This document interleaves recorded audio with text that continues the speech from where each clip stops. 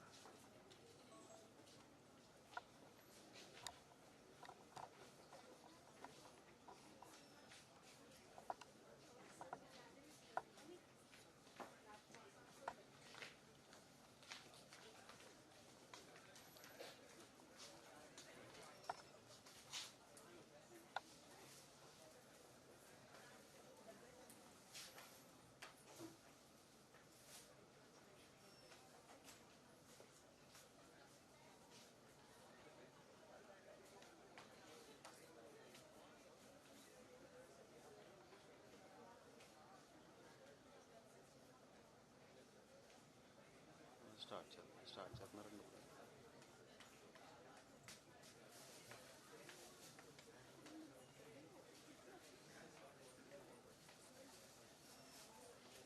Good morning, ladies and gentlemen, esteemed guests, participants joining us in person and virtually, and our dignitaries.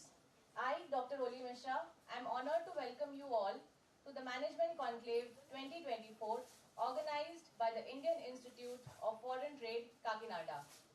Today, we embark on a journey of insight, collaboration, and strategizing towards a common goal, achieving the $2 trillion export target by the year 2030.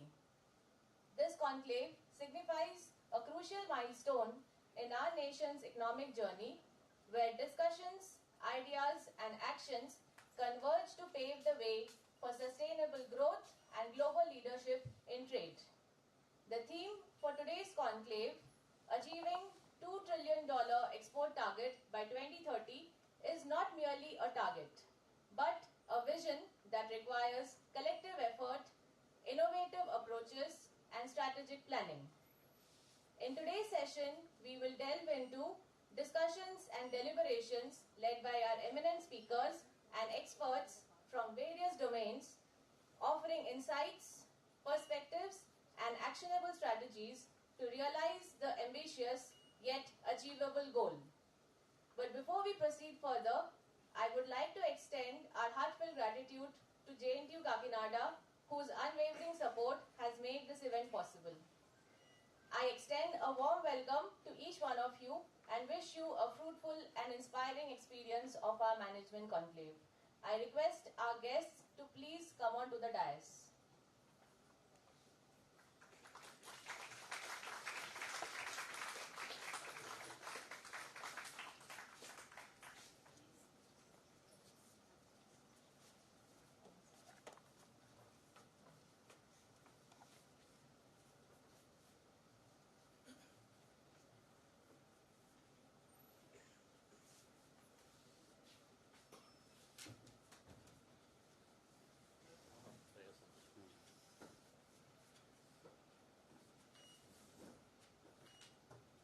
I request our guests to please proceed with lighting of the lamp.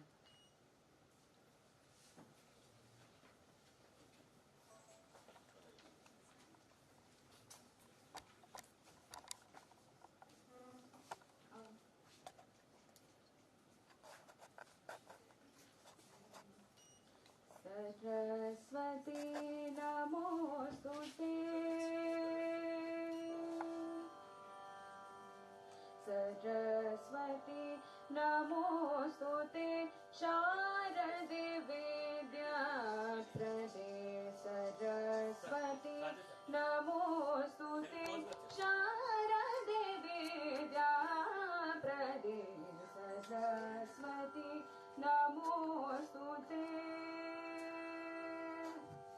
Karadrita Veena Pustaka Karadrita Veena Pustaka Karadrita Veena Pustaka Karadrita Veena Pustaka Vajramani Malalam Krate Karadrita Veena Pustaka Vajramani Malalam Sari ma pada pa ma pada sa ni da pa ma ri sa ni da sari ma pada sari ma ri sa ni da pa ma ri sa sari sa ni da sa cha swati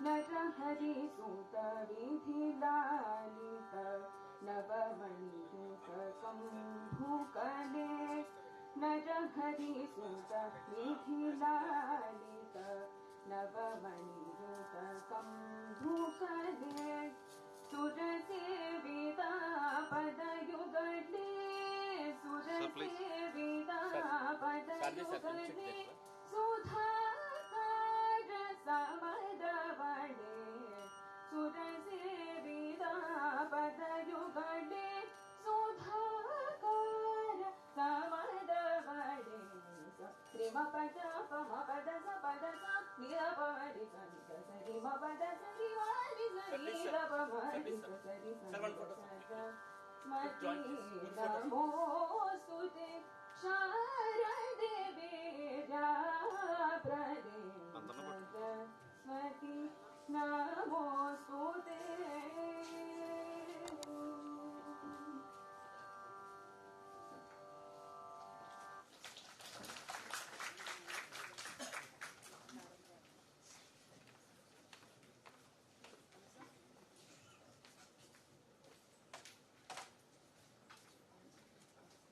Thank you.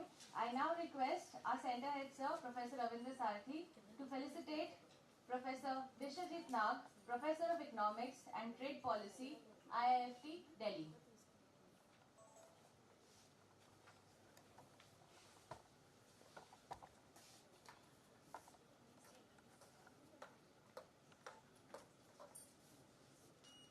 Madam, please. Sir, please. Sir.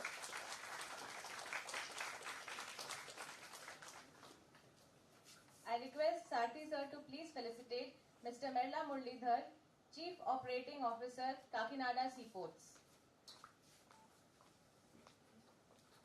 Sir, please. Thank you.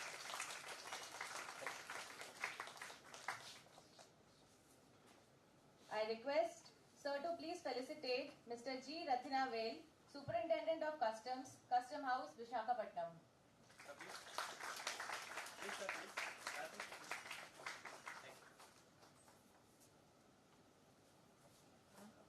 I request Mikle sir to please felicitate our center head, Sarthi sir.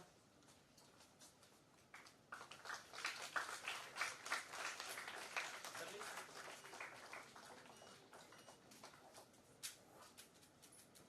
I request Surata ma'am to felicitate Mikle sir.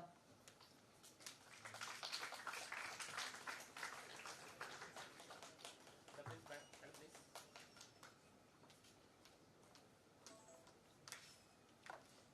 So I request Krishna Mohan Garu to please come on to the dais.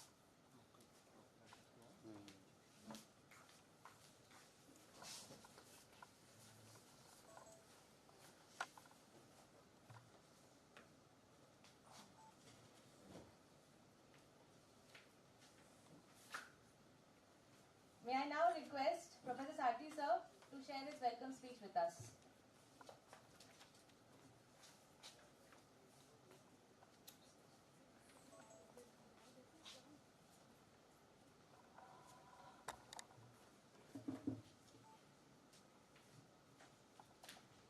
Very good morning. Welcome to the first management conclave that we are organizing. The topic is of immense significance. The India has a target of becoming a developed nation by 2047, the Vikasit Bharat. The target 2 billion exports by 2030 is a milestone, a stepping stone in achieving that Vikasit Bharat. There are many issues which are involved, which requires the critical analysis, and the panel of experts that we have today. Professor Biswajit Nath is a economics and trade policy specialist at IAFT Delhi. He is going to shed the light on the topic from academic perspective. Mr. Muralidhar, COO of Kakinada Seaports, is going to give us a perspective on achieving this target from the perspective of infrastructure sector, seaports. Then we have Mr. Ratnavel, Customs House. He is going to give his perspective on from the agency perspective on helping the entire infrastructure and trade sector.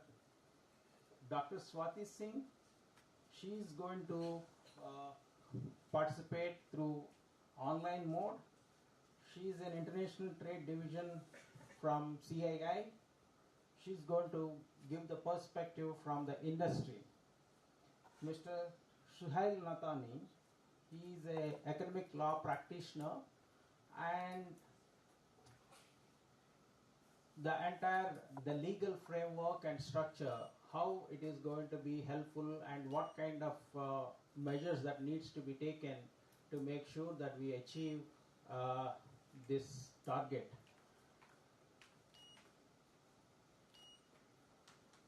Now, in this challenging one, there are many hurdles to achieving it. I hope that entire discussion that is going to happen for 2 hours and followed by the discussion is going to be intellectually very stimulating, and we will be knowledgeable after 2.5 hours of the discussion. And IAFT being an organization is going to facilitate dissemination of the knowledge. This particular forum is one opportunity that we have to do that activity, and in future we are going to do many more, and this is a beginning. Thank you.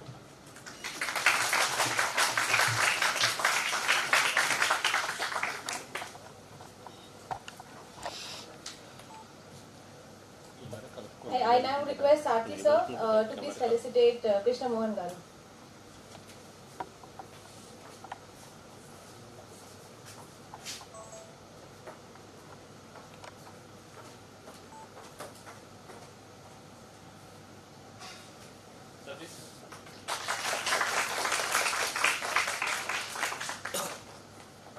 Thank you, sir. May I now request all the guests to be please seated on the first row.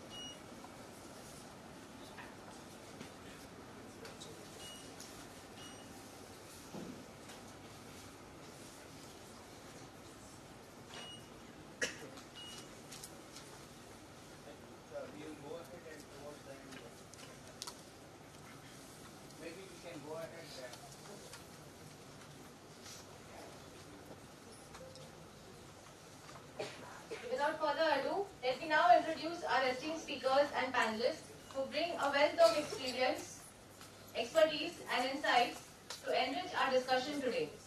Their contribution will undoubtedly steer us towards innovative solutions and pathways for achieving our export target. Our first speaker today is Professor Bishwajit Nag.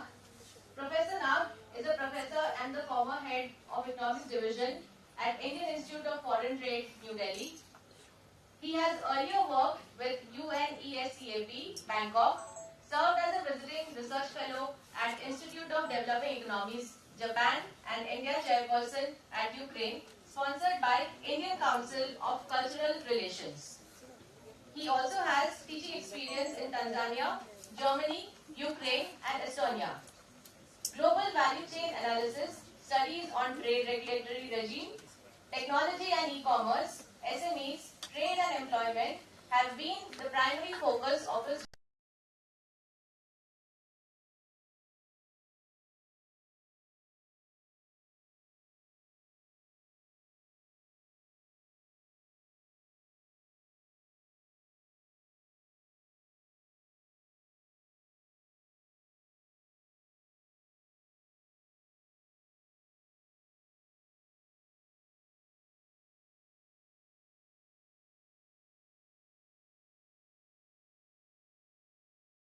World Bank, Asian Development Bank, United Nations, World Trade Organization, Department for International Development, etc.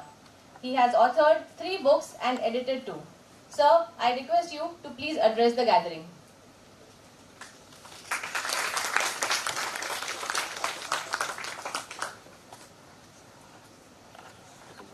audience speech. Thank you very much.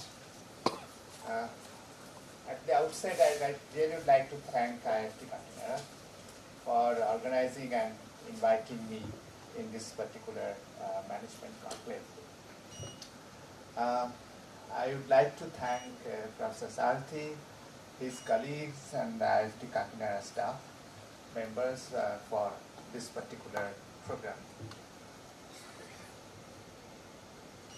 One important thing I'd like to highlight here, this is my first visit to Kakinada. And I had a mental imagination how the city could be, how the people could be. So I had a little bit of glimpse last night, and today in the morning I woke up early just to have a morning walk. And I went to the market. Being an economist, that's a mandatory thing, how people are buying things, how people are getting ready for their everyday. And I find it is quite interesting and prosperity, and I'm very, very much proud of the fact that IFT finally decided to have a home here, because there is a lot of prospect here. So with this note, let me start it. I'm not a public speaker. I always feel very nervous. But I feel very confident in the middle of students. So as I see the students here, I hope I'll be able to speak something which is sensible. Now let us start with an exercise. I ask students to open your mobile phone, go to calculator, or if you do not have, you can just take a piece of paper, write down the numbers, and you may do the calculations later, maybe in the day. I did mine, so I'll just tell you the numbers, and let us start having this discussion from that perspective. So, in the beginning, there's a little bit of background. So my first statement is this 2 trillion export target is a derived target. It's not a target of the government of India, but strongly. Okay, but now it has become very strong. How it has come? If you recall, in last few years, government was trying to have a 10 trillion GDP target, right? So we wanted to have 10 trillion GDP by 2030. Export share was hovering between 19% to 20%, just for a simple calculation. You can think of 20%, which is 1/5 of the GDP, right? Now, what is 1/5 of 10 trillion? 2 trillion. So, the 2 trillion target had actually come from there.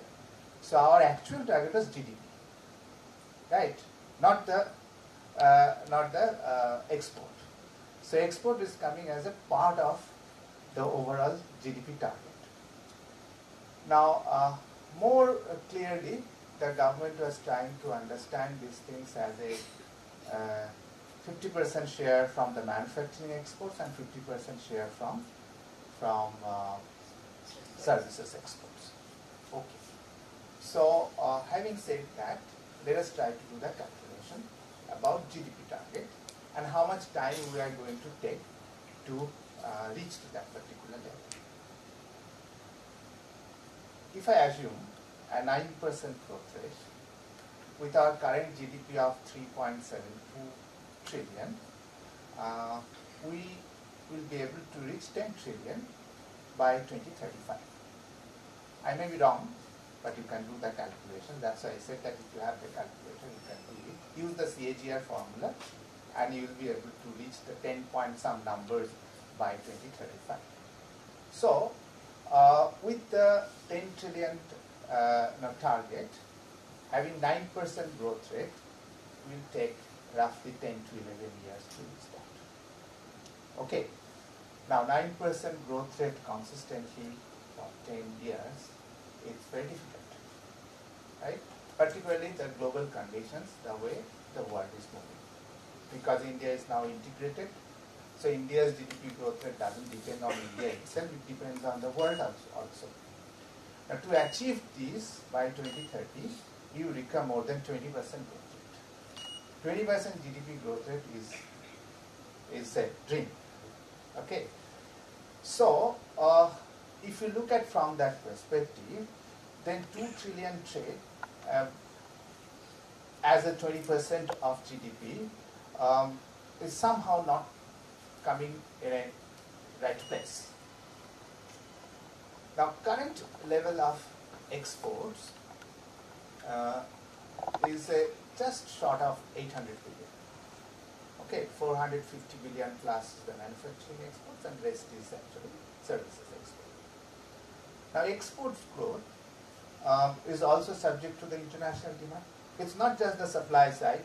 We have all the dignitaries who are helping us in our supply side, making our exports more smooth, making our trade more smooth in terms of trade facilitations, in terms of clearances, in terms of looking at the legal aspects, but nobody is controlling the demand.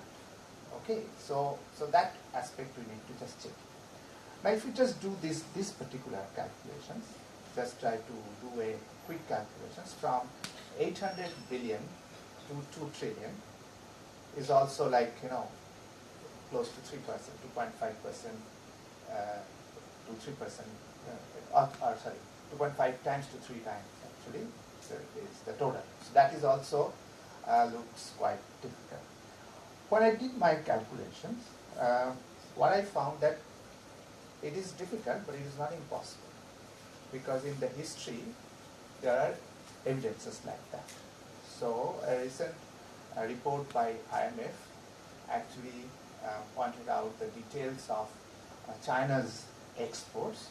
So China's exports in 1980s were around 5.7% growth rate, and it reached the 20% growth rate in 2000. 2000 to 2005, China's export growth was 20.3%. So it's not the case that in the history or in the world 20% growth rate of exports was not there. India's current export growth rate is around 9% to 10%. So we need to double that. Okay? And also we need to think about that, because 20% share of GDP is not helping us to reach to that level, we also need to think of changing the share. So if we are able to increase the share from 20% to say 22 or 23%, not much, or 4 to 5% extra share if we are able to put it, then actually with a higher growth and higher share by 2030 it is possible. Now let us go to the negative side of it. When these 2 trillion targets are actually being identified, we have ignored 2-3 major issues. Now, as the students of management, economics, everybody knows that when the export grows, then import will also grow. Because in the GDP equation, there is an export minus import. Remember, the GDP growth will be less than export growth, because when the export grows, it will create new demand because GDP is growing, and like an open country, the people will try to import more. So export minus import may not grow the way the export is growing. So what may cool down that when you are increasing the exports, if our import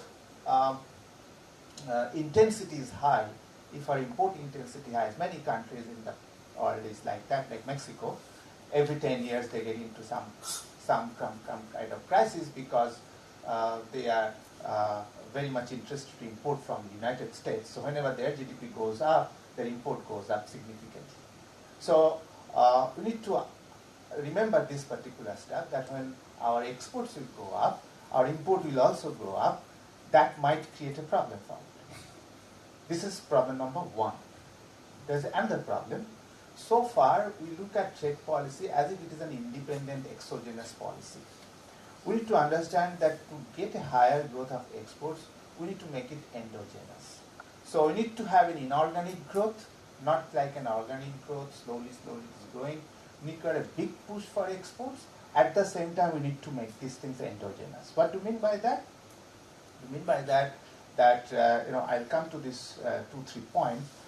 One is about skilling, about how to link SMEs, how to utilize the new infrastructure on which the government has really focused.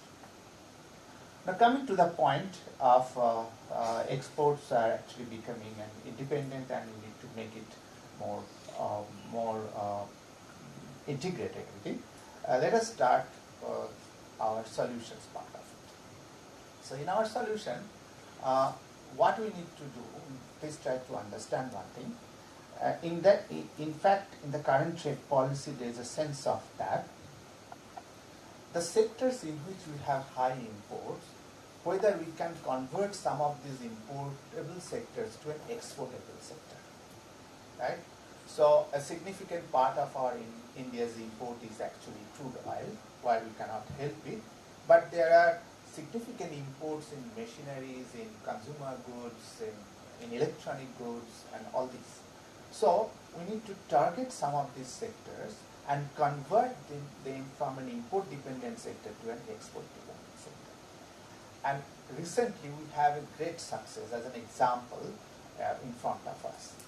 So I hope most of you know this, that India is importing mobile phone a few years back. India has now become a net exporter of mobile phones. It's a real big achievement that we could convert an importable sector to an exportable sector. So it was a success story of PLI scheme.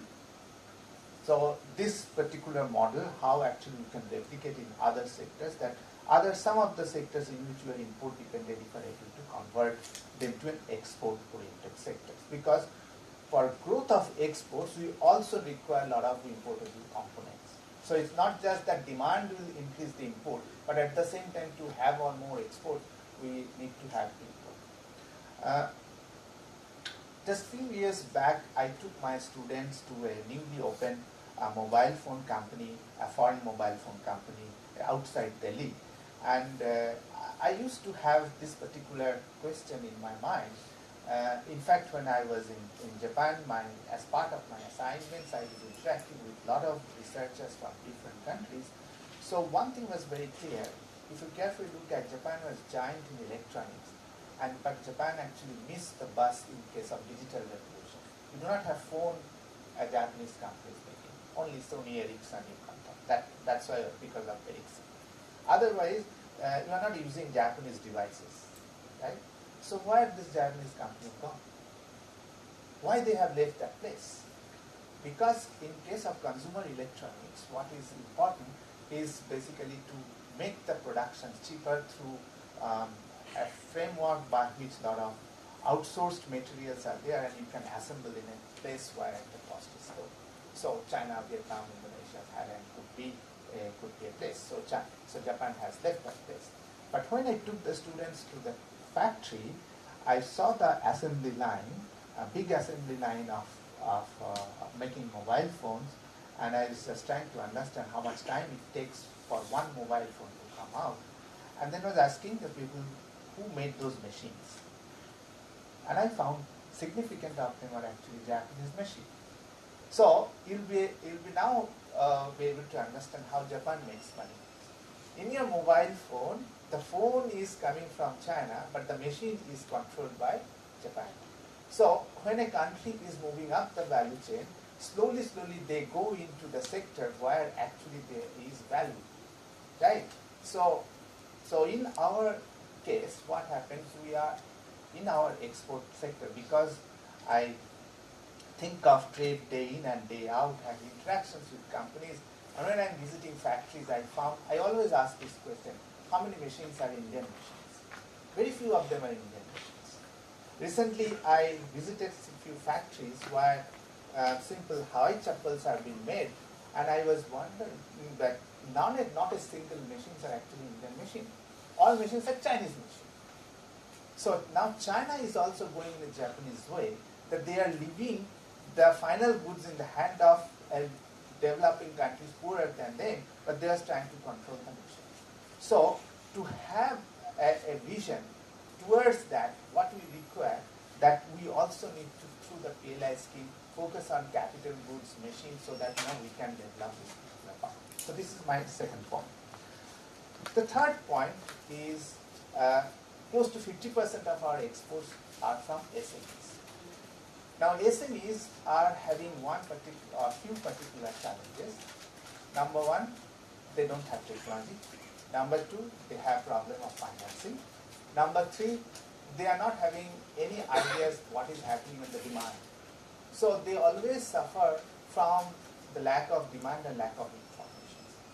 How other countries have done this? How other countries have actually turned out SMEs into a global exporting companies.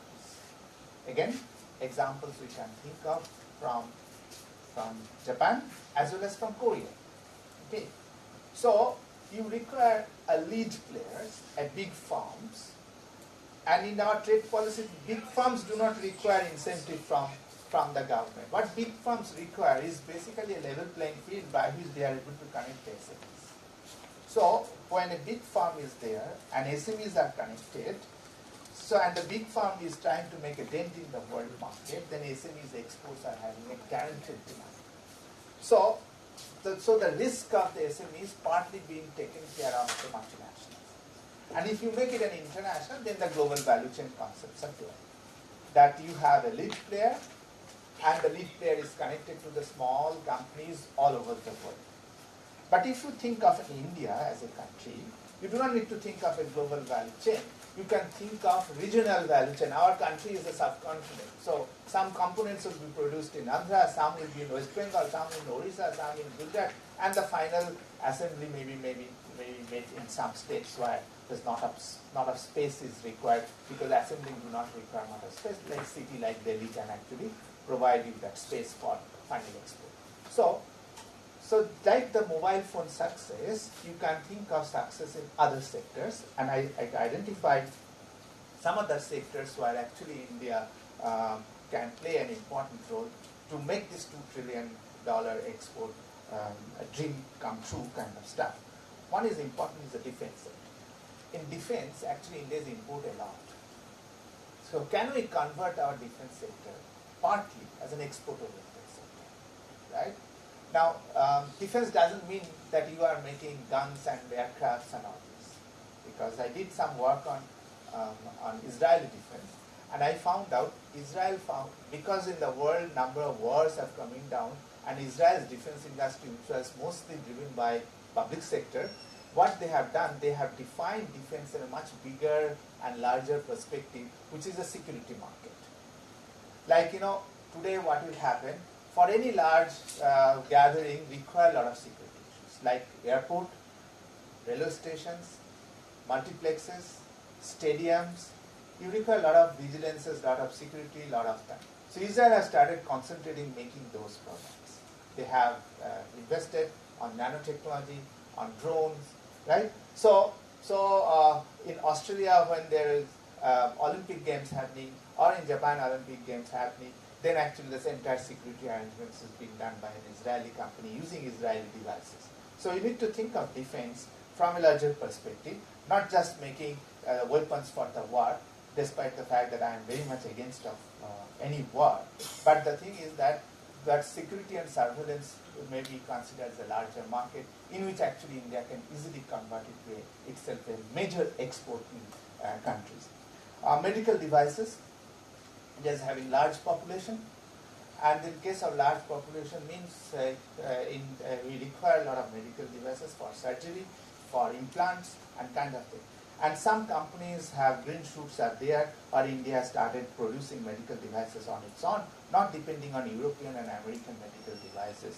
Okay, so this is a sector where actually India will be able to offer the world an affordable solution, especially for the poorer developing countries, because India has been always the champion of the global south. So that's basically an area where India must focus.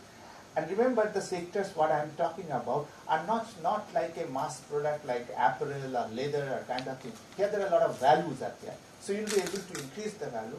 So as I said, that Japan has moved from making phone to making phone making machines. So where actually a lot of values are there. So if you are able to production cost is 500, you should be able in the world market at the price of 5,000. Then only you will be able to reach to 2 trillion. Otherwise, it is almost impossible.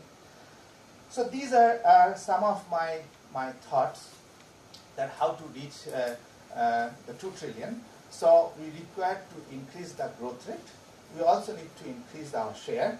So, and we should not link the export with the GDP target, because GDP target government, I'm seeing some reports also revising it. We are targeting by 2027, 5 trillion GDP and 7 trillion, 7.5 trillion by 2030.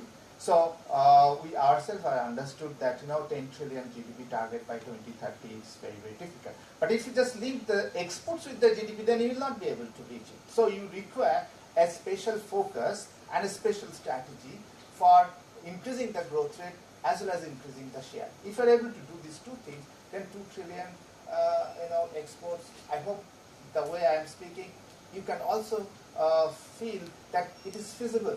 It is feasible with the right kind of an intent and right kind of a focus. You cannot increase all the sectors all the time the way the India actually provided incentives for the trade sector. You need to choose the champions, and you need to create a kind of a value chain within the country, because we may not need to depend on the foreign countries for supplying the components. We can set up component making parts, and we can have a final goods assembly. Okay, so I'm coming to my last point, which is one of the major barriers for which is the skill. India is the country where it's what I call missing middle. We have a huge supply of high-skilled workers. We have a huge supply of unskilled workers. And in the middle is really, really a blank. So we do not have, semi-skilled, middle-skilled level workers. We do not find skilled workers on the factory floor. We find champions and managers from IIT and IIMs. We also find out people from villages who are migrating, working on their own. But on the shop floor, you require the people who know the skill. So, if you really would like to move up, and as Professor Sarthi mentioned, 2047 Viksit Bharat, I say, and I end my speech with this is, India needs one most important thing, or rather three most important things: skill, skill, and skill. So I am looking forward how the new government coming in the power, how they are defining the skills. Okay, I can speak on skills for hours, but I'd like to now see that how the country is looking at the skill. We are a major skill deficit country at this moment to achieve this 2 trillion. Thank you very much.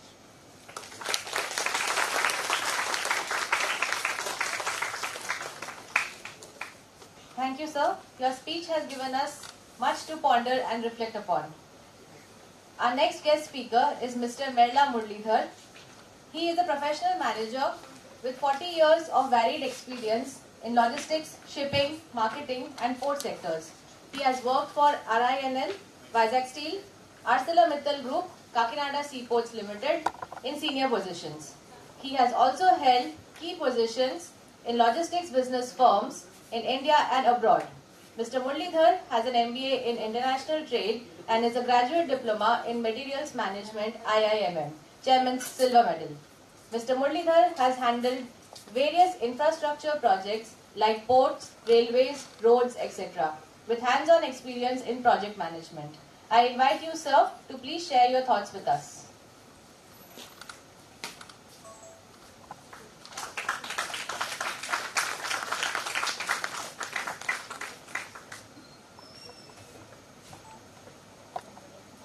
Thank you, Professor Mishra, for a nice introduction of me.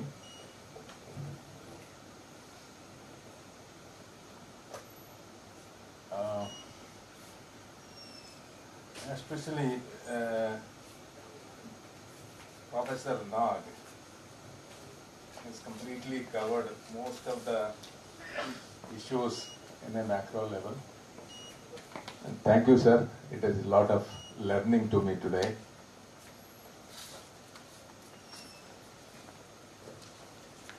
this 2 trillion target of exports really appears very, very, very difficult one. But he said it is not impossible. Yes, sir, I agree with you. I will look at only the infrastructure angle. He has taken the manufacturing angle, skill angle, all these angles. I will only just look at the infrastructure angle. I don't have much of the statistics in front of me, but I'll speak in general because I am not an academist or anything. Every day we are bothered with a lot of on-site problems, and we are mostly worried about those things. Especially at present, all the ports in India are handling about 1,500 million tons. That's public sector ports and the private ports together. Out of which, I think about 25% of this is the export volume. 75% is the import volume. I think I may be slightly wrong, but in general I am speaking.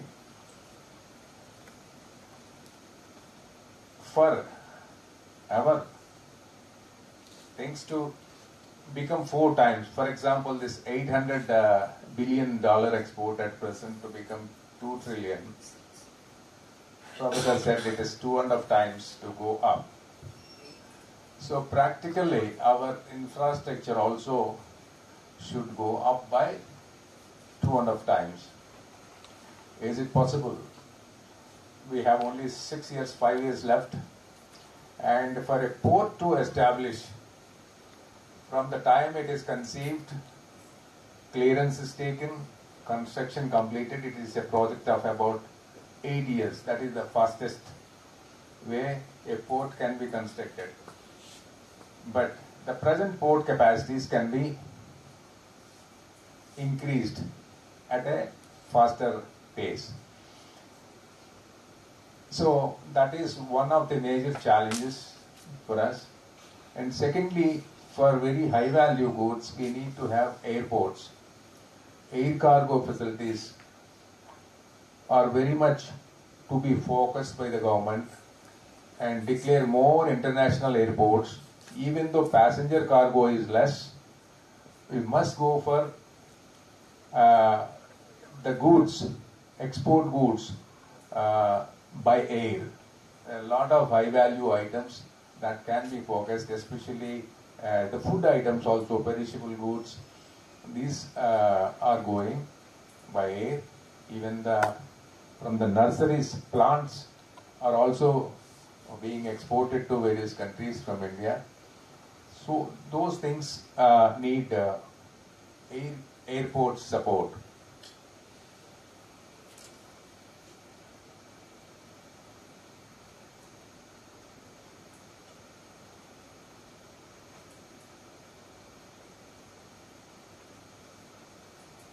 This 2.5 times growth. So, Professor has pointed out very good point where he has done how to convert some of the imports into exports. India could encash a very good opportunity and able to now export a lot of mobile phones manufactured in India. Similarly, a government should focus and conduct a big study where we are exporting some unfinished items, raw material, where a lot of value addition is possible. I will give a small example. You must have seen on the road, on the highway, a lot of big stones are coming on the trailers. Have you seen? Those stones are actually the granite stones. They are coming from Karimnagar area of Telangana because we are the nearest port. They are coming here. But lot of such granites from Srikakulam area, they come to Vizag and Gangavaram, and Ongole area, they go to Krishnapatnam, wherever. These mines are there most at several places, and from Kakinada we are exporting about 2.5 million tons of granite stones every year. Recently I have been to Egypt, my interesting place, to see the pyramids. The pyramids are also made of such stones, and somewhere I took a pen and doing the calculation. Pyramids are huge. I think you know how mammoth task it was to make the pyramids. So I calculated how much we have exported from Kakinada. Can we make such pyramids with those stones which are exported from Kakinada? Then how many pyramids it would be? I just calculated it will be 2.5 times the pyramids in Egypt. Exported from Kakinada alone for the last 10 years if you take. So much of stone we are sending out. Yes. When it comes to the minutes, the average price of this stone is about $75 or $80 per ton. Yeah, it's a raw stone going. But to cut it into slices and polishing, there is a huge cost. If $80 is the basic raw material cost, you have to spend at least 3 to 4 times of this cost to cut these slabs into fine marble. You know, we use the marble slabs and polish them. It's a very high value item actually which we are sending.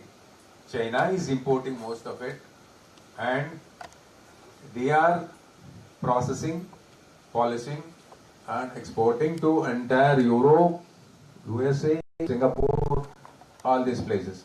Most of the buildings, the facades of the buildings, floors, most of the buildings we are getting, you see in Singapore, the granite is from India, but it has come from China. So the value addition there is a high cost. But if you are able to make the value addition, the cost of this $80 becomes $800. Where we are lacking when compared to China is, all these are medium-sized industries, very not large industries, small industries also. The main cost of this processing is the electricity, the power, the gas. So China has provided during that revolutionary time, 20 years back probably, where they have got SEZ policy, from where we have also copied the SEZ system and then trying our best. During that time, they found one island with rich gas. They said instead of bringing that gas to the mainland, they have developed that island into one SEZ. And they have given gas free to the industries to process this granite stones and marble stones. So the main cost is power. Power has become almost free for them, and nobody can compete with them in the world.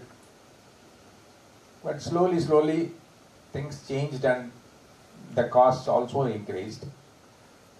India is also processing some granite, very minute thing, and exporting it.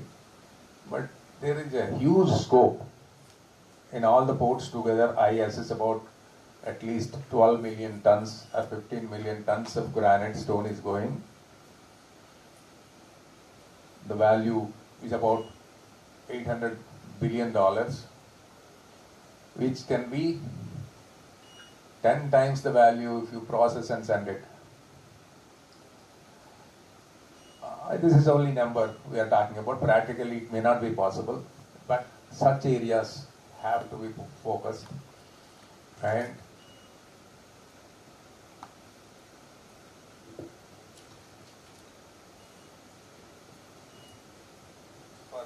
for achieving this, our 2 trillion process. Similarly, if some of the imports can be converted to exports, the space in the ports and airports which is occupied by imports can be spared for exports. Those areas have to be focused, and a detailed study, I think this target is not really taken by the government. It is our, say, IIFT's target, or the Foreign Trade Ministry's target. It is possible to achieve, and Professor Nag has pointed out, the main missing is the skill. The focus now of the government should be on the skill. Secondly, one more aspect is the food items, which we are very strong. We have agro-based economy, and our main production is food grains, whatever, aqua products and all these things. This area also one of the main focus areas where there is a more value addition. We have a lot of experts, especially working for various companies abroad, not here, especially in the food processing area. Wonderful experts are there. Because they are being treated well, they are not coming back. Government should identify some steps to attract them to come back to India and set up such units and encourage them so that the processed food can be exported more. I can tell a small example. About 16 or 17 years back, one boy who studied his engineering, I think he did his chemical engineering or mechanical engineering, I don't remember. He was son of my childhood classmate. He's a poor guy. So he wanted to go to MS. That time, when you are going for the visa interview, what they see is, do you have enough bank balance or not? Right? So this fellow came running to me saying that I am able to, pull up some lakhs. I am falling short of few lakhs. Can you help? Then I said, okay. We put some money and he got the visa. Finally, he went into US. He did nice things in food technology, and he's been working for a Japanese company. And he's thorough, knowledgeable person. I can tell you, I talked to the boy 2 years back. He came to India, he came to see me. Then I offered him, why don't you come back? Actually, he is specialized in making artificial chicken, artificial mutton, artificial prawns, using plant-based material.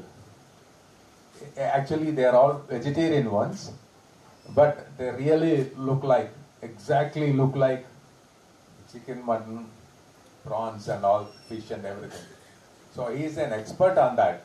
But those people are not coming back to India. Such people, several people are there. It's a very small example. This boy, since boy is from Kakinada, I'm just quoting that, he doesn't want to come. So, such of the areas that need focus. And let me get back to our logistics area.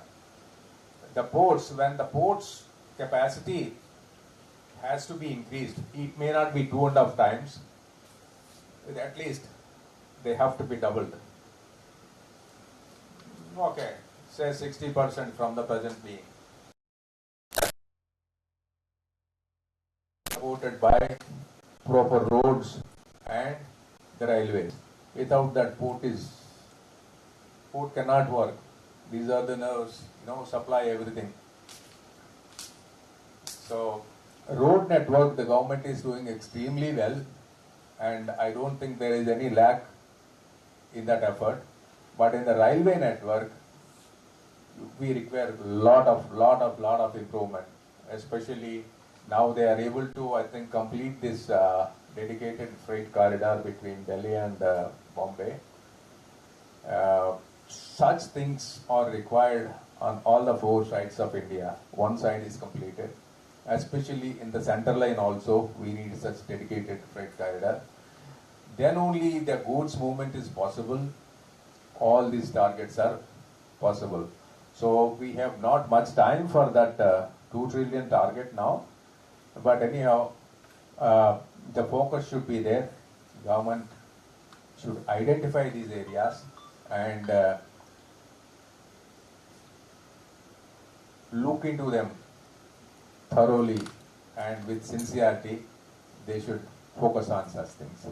And I thank you all for patiently listening. In fact, in 1981, I was denied admission in IIFT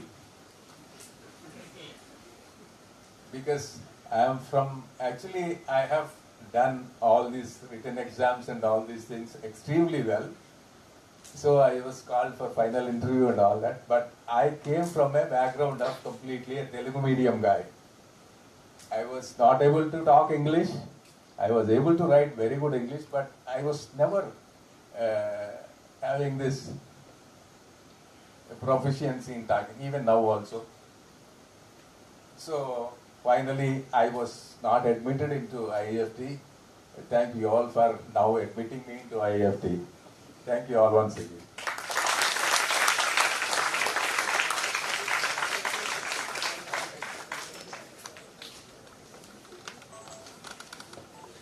Thank you, sir. Thank you for your insightful speech. We eagerly anticipate the impact of your ideas as we continue our deliberations. Our next guest speaker, Mr. G. Rathinavale, is the Superintendent of Customs Preventive Custom House, Visakhapatnam. He has an MSc, MPhil in Mathematics from University of Madras. He joined as the Commissioner Officer in Indian Navy and has also worked in the Income Tax Department as a ministerial staff.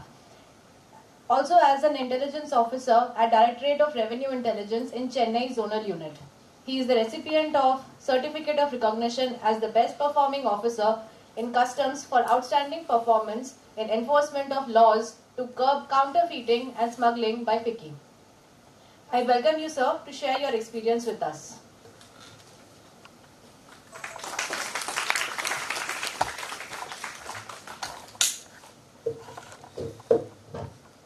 Good morning all.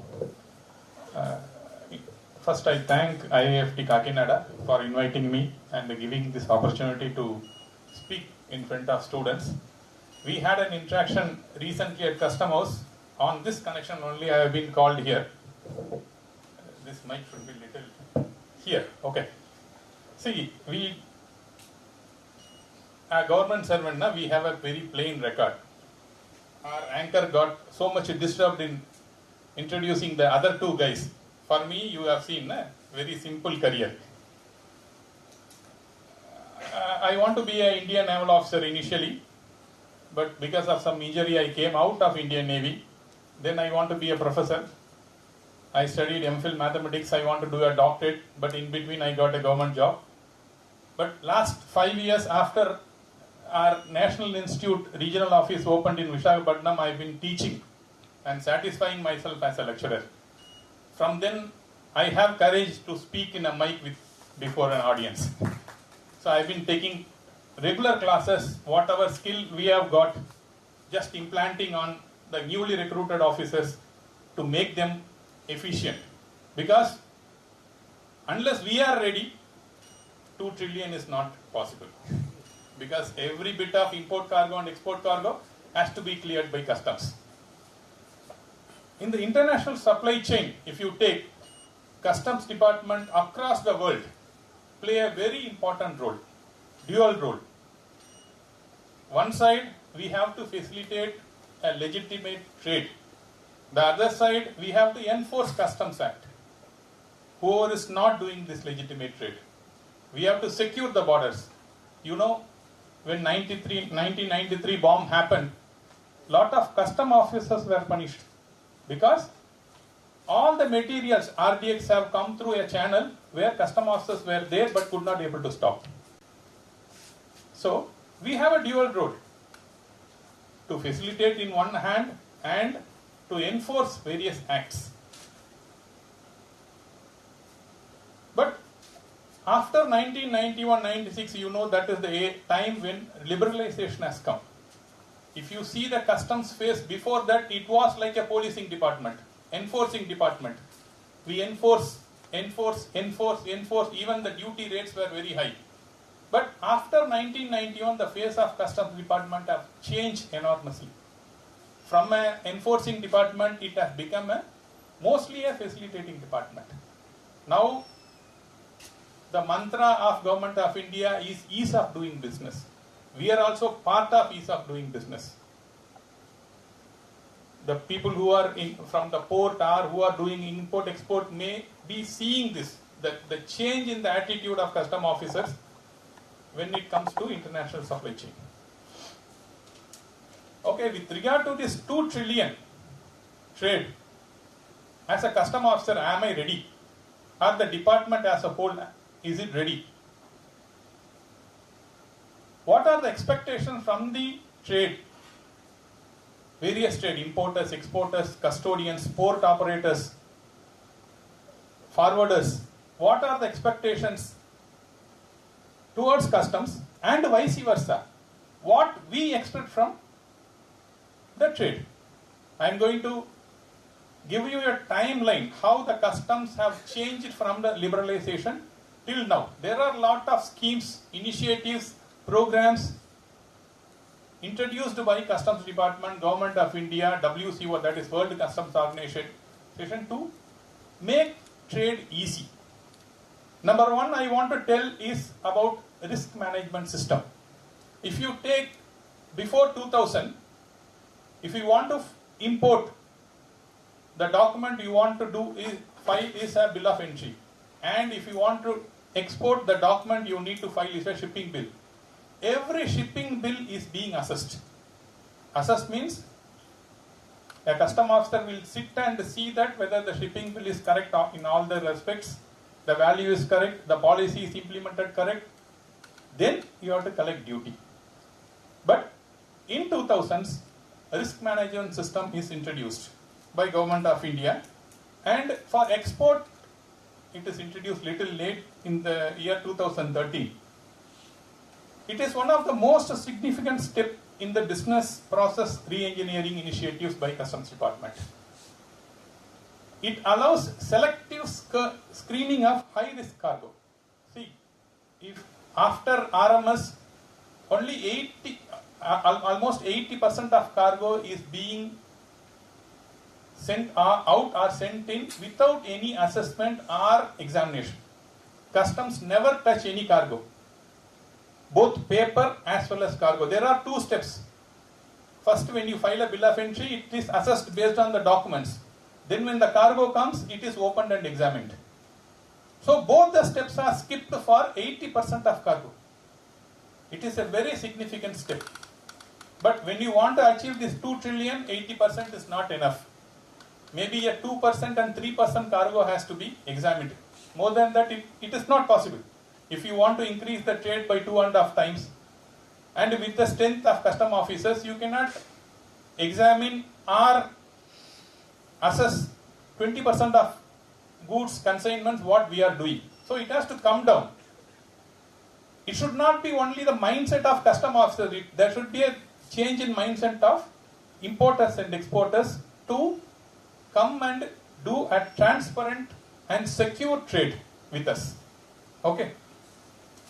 for this, as a next step, in very recent years, Customs has introduced a faceless assessment program. Of 20% being assessed, most of the seniors may be knowing how to file income tax. Income tax returns we have filed. Let us imagine before 10 years how we filed income tax returns. We used to download a paper, fill everything, go to income tax office in person or through our chartered accountant, give it to them. We know who assessed that income tax returns, wait for 2-3 months to get a refund. But now what is happening? Sit before a computer, you file. You don't know who is assessing your return. The anonymity of the officers are being maintained. Same kind of setup is being introduced in customs also.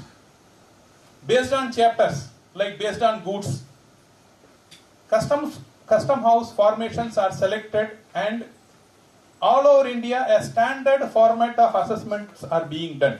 If you take Visakhapatnam customs, we are assessing only oil and coal. Any bill filed across India for import of these goods will be done in Visakhapatnam. So there is a standard format of assessing all over the India. Earlier to this faceless assessment, what happened? Mumbai will do a different kind of assessment. Chennai will do a different kind of assessment. Tuticorin will do a different kind of assessment. They will say 20% of goods has to be examined. Other person will say 40% of goods is to be examined. Now all the assessment are standardized. And the importer or a CHA may not know where his bill is being assessed or who is assessing it. So this is a very dramatic change.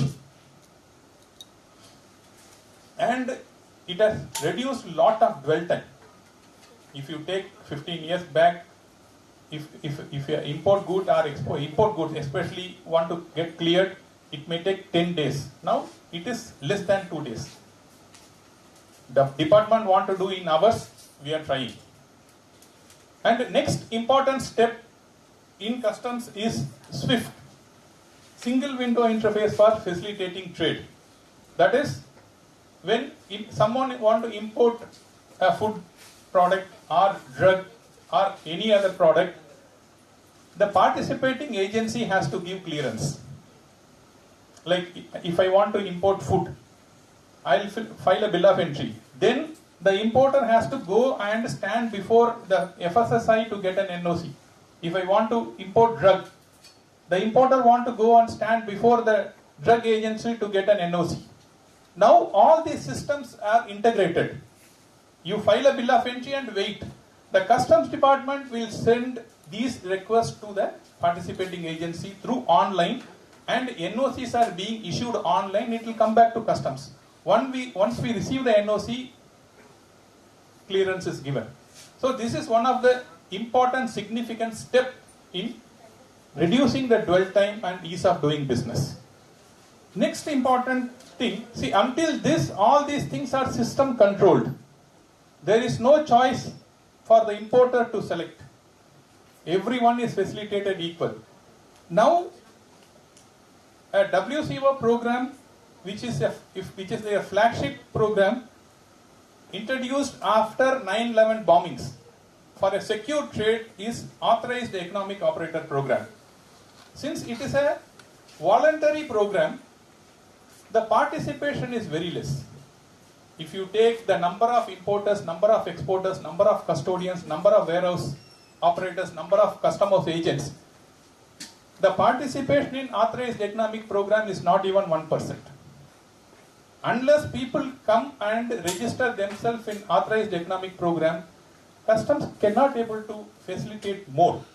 I take this platform to request all the trade, whoever is there, to voluntarily come and register themselves as an authorized economic operator so that we can help you better. Okay. WCO has adopted a safe framework of standard in 2005 because this is after this 9/11 bombings. Lot of UN agencies worked out to have a very safe environment. WCO being the nodal agency for customs organization across the world, they adopted a safe framework for global trade. This is for promoting a secure, transparent and predictable trading environment. The trading environment should be secure and predictable and transparent. If someone qualifies to do this according to the standards prescribed, they will be given an AEO status. Once AEO status is accorded, they will get good benefits from the Government of India during their trade. And there are mutual recognition agreements with other government agencies also, other customs agencies across the world. Once someone is recognized as AEO from Indian customs, they will be recognized as an AEO from other customs also. The benefits whatever he gets as an AEO in India will be there for them when their goods are being exported. Like India have an MRA with South Korea. If an exporter have an AEO license and if his goods are facilitated here as an AEO, the same level of facilitation will be available when his goods reach South Korea also. So, I request from a department angle that all the importers, exporters, whoever is involved in supply chain management should come forward and take the AEO status. It is completely online again. If it is tier 2 and tier 3 for importer, exporter and LO, there is a verification by custom officers of their premises. It's a one small step. But people should come forward and take AEO status. It's a voluntary program applicable to all business entities, importers, exporters, warehouse owners, brokers, cargo forwarders, carriers, custodians, port, terminal, ICD, CFS, everyone can come forward and take this. They are expected to provide business with an internationally recognized quality mark. But if they are certified, the entity can be considered as a secure trader and a reliable trading partner, not only in India, across the world. So if you want to achieve more imports, more exports in future, people should come forward, take this test once, pass this and enjoy the facilities. Unless we see, it is like a balance sheet. If you want to have an asset, there should be some liability. So if you want to have certain facilities, you have to pass some test.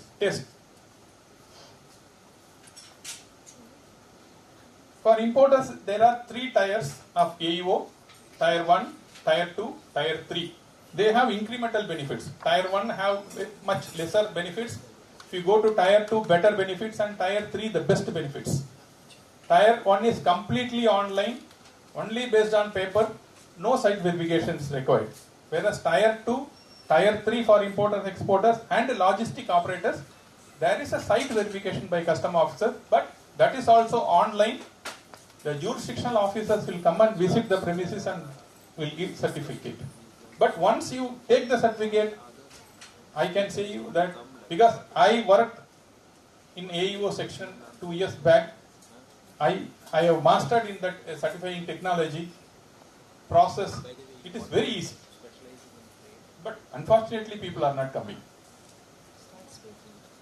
The next benefit are the scheme introduced by Government of India is direct port delivery and e-sealing. This is very important for exporters.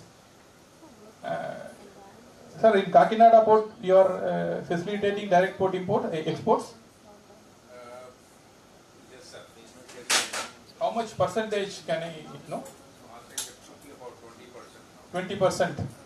See, direct port entry is nothing but if I am an exporter, the normal process of export is you have to bring your cargo. If I want to send 25,000 or 25 metric tons of some shrimp, let us take I am an exporter of shrimp, I want to export shrimp, you have to bring the shrimp in a truck, refrigerated truck, to a custom facility at Vizag. It is called a container freight station. It should be stuffed in the presence of a custom officer into a container.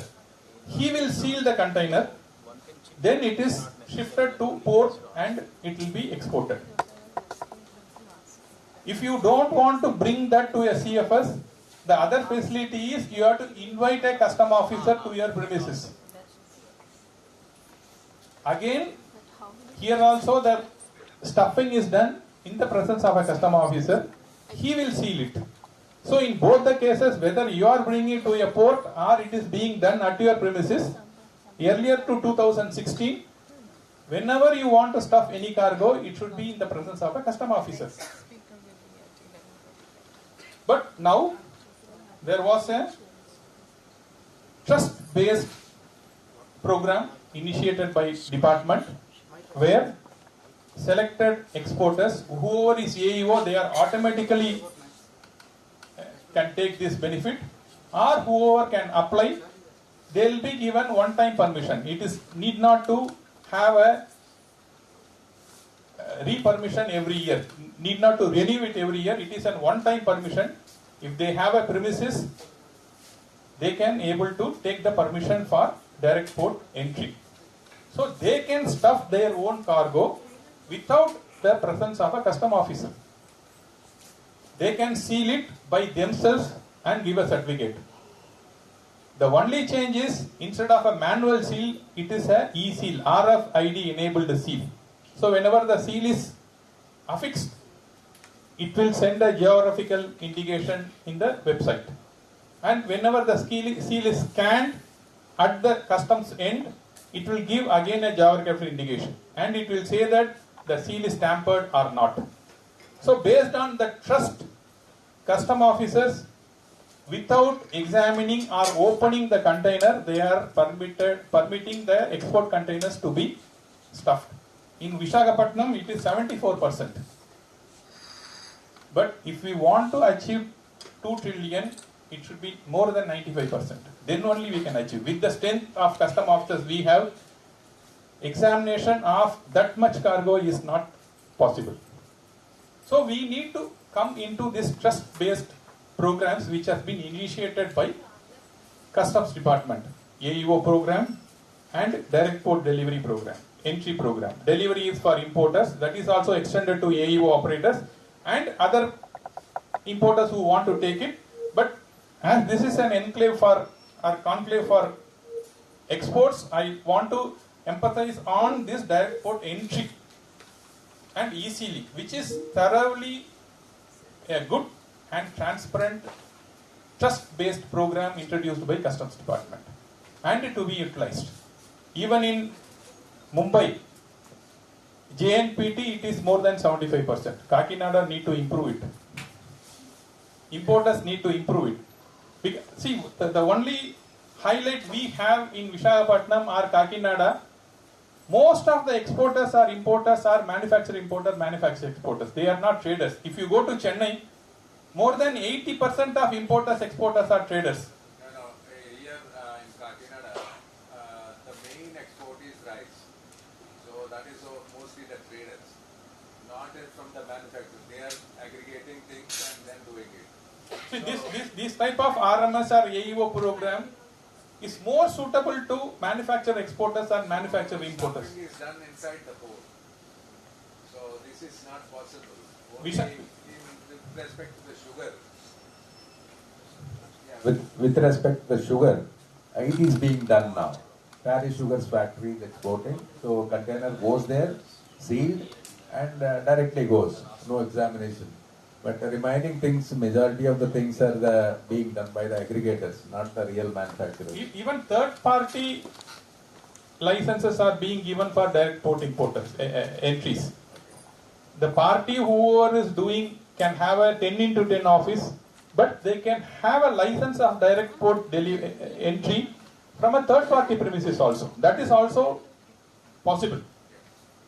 So if I am buying from Trying now, trying to get it. If I am having only an office, I am a trader, I want to do a business or I want to export a goods from a premises which is not mine, I can get a direct port entry permission for that premises also. That is also possible. So exporters should come forward. As how the importers and exporters expect Customs Department to come down and do service, Customs Department also expect the importers and exporters and port facilities to adopt to the initiatives made by Customs Department and come forward, so that our workload will be less and we can focus on more other things, where there is a fraud, where there is a smuggling angle and all. So students are understanding this language.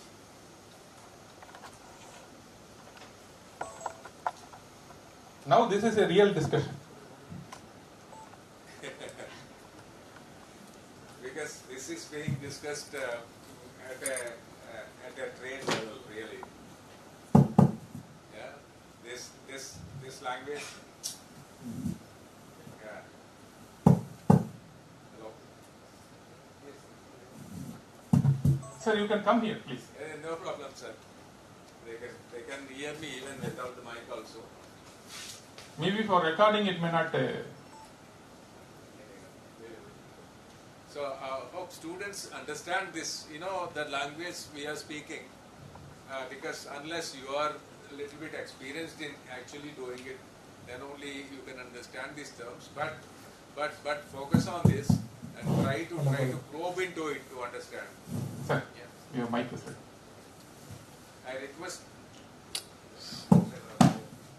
Hello. I request the students to focus on this terminology what we are discussing. It may not, most of them may not be, understandable right now, but focus on them, note them, and probe into it to understand these terms. This very, very important thing. What our Ratnavit sir Is explaining. This is the most important aspect of the process, and the time taken and the resources consumed for this process. We need to save a lot of this time and resources to optimize the quantum of export to be achieved by saving, by reducing the examination quantum and also the document checking and all that. Thank you, sir. Yeah. See, this is not only a process which customs or importers need to come only to save time. Since these cargoes are bypassing an ICD and CFS, there is lot of cost cutting of exporters also in the place of exporters. Because if you go to a CFS or an ICD, you may be visiting it. For each time a container is being taken by a crane, they will charge.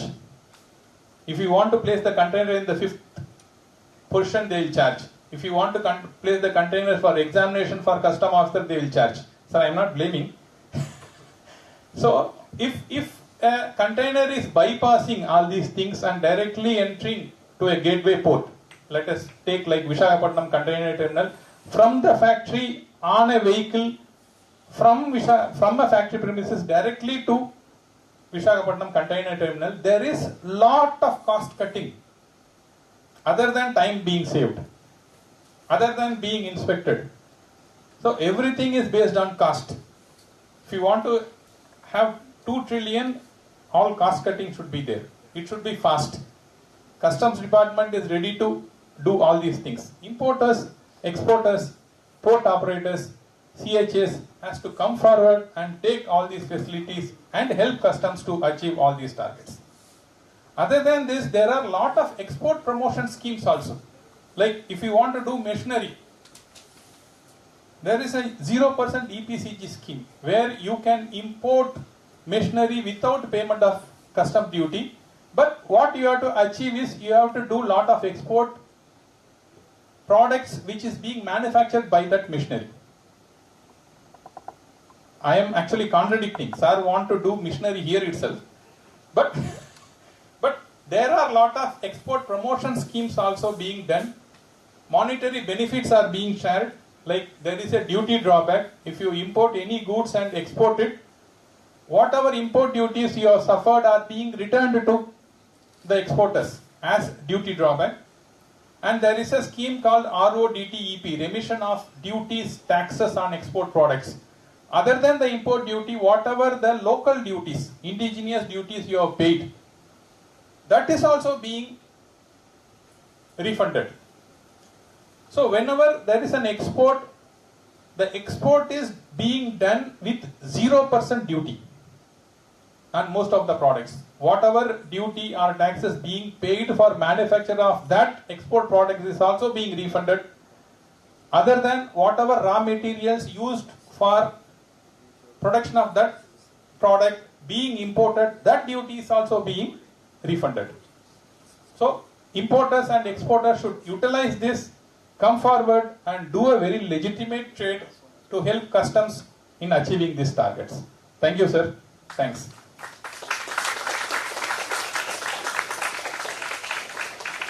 Hello. Just a small question. What is the international standards in inspecting? Is it like now currently you are doing 20%. So internationally, what is the percent? You said that now we should target something like 2%, and the exporter should be more responsible in doing their exports. So what is your internationally? What is the standard? It varies actually. European and US, they have good standards. Maybe 5% of the cargo are being examined. But their imports are being examined more. Exports are not being examined more, but imports on the security angle, not on revenue angle. See, as a customs department, we have to do both the things. Whether the product which is going inside and out are secured. So one more important thing is turnaround times of ship is, I think, one of the most important thing that will determine the cost of import as well as export. Now, was there any study, or is there any study which is there? What is the role of the customs procedures? There are time-release studies being conducted for import and export. In turn, that is true for the ship turnaround time also. I can tell you there are fixed norms for shipping lines to charge demurrage and other things. No, what I'm saying is asking the role of customs in that. That's what I'm telling you. After introduction of RMS, cargoes are not being inspected. It is only the capacity of the port to unload, discharge the cargo in the given time or load it. From customs point of view, we are not taking any time. It is the capacity of the port to determine. So I think Muralidhar is the right person to answer. What is the internationally the best practice, and what is being achieved in Kakinada and other best ports in the country? Sir, for the vessel turnaround time, actually Kakinada is just started this container business.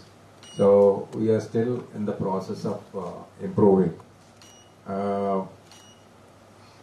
It is actually based on the volume. Turnaround time cannot be, vessel average is not a correct figure to talk about. If the container is loaded in 2000 TEUs, it takes more time. It is loading only 200 TEUs, it is a different time. But we average these two things and talk. So turnaround time is not really a big factor to talk about, because everybody is affected by this if it is delayed. So everybody is interested in improving that aspect. So, but these averages, what we are talking, these are not really correct average figures what we are discussing, and they don't really reflect a meaningful thing. So it depends on the size, how much we are doing. More than the turnaround time of a vessel, after being discharged, how fast the cargo is being handed over to the importers is important. Yes. Because with the facilities of a port, see, when I joined in 2005 in Visakhapatnam, there is a berth called GCB. They used to discharge the vessels, the cargo from using the crane of a vessel. Now, almost all the berths at Vizag port are being mechanized. At one go, I am telling you, at one go, a bowl of a crane is taking around 60 metric tons of cargo. True. In fact, those days, yeah, I was in Vizag Steel plant handling coal at GCB. 5,000, 6,000 per day used to be a big figure. One day we achieved 10,000. That was a celebration. Now 50,000 is normal. No, vessel, na Panamax vessel which carries around 70,000 metric tons plus cargo. The cargo operation is completing in 30 hours, 36 hours, 1.5 days. Vessels are going back. Earlier they used to pay demurrage. Now they are actually getting this dispatch money. Because whenever we are doing this provisional assessment to finalization assessments, I am not seeing any demurrage charges. Now they are getting dispatch allowances for doing the cargo in a better time. Any questions? Okay, we have the online guest now. Thank you.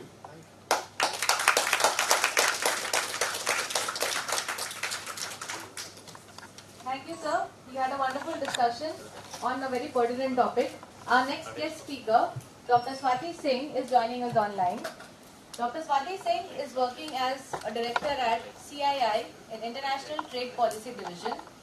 Currently, she is handling the responsibility of policy advocacy and research in the areas of free trade agreements, standards, and global value chains.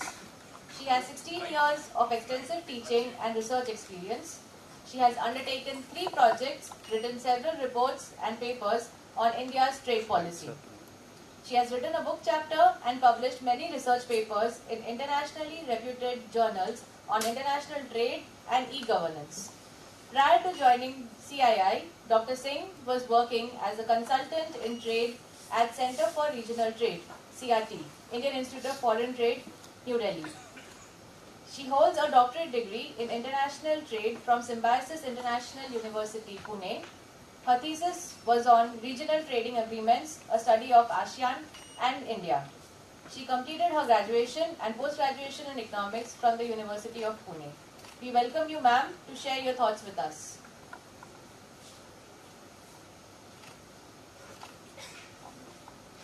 Sir, audio.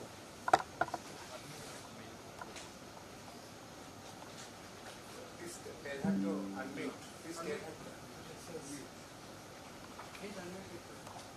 Please unmute yourself, ma'am. I think I've already done that. Thank you.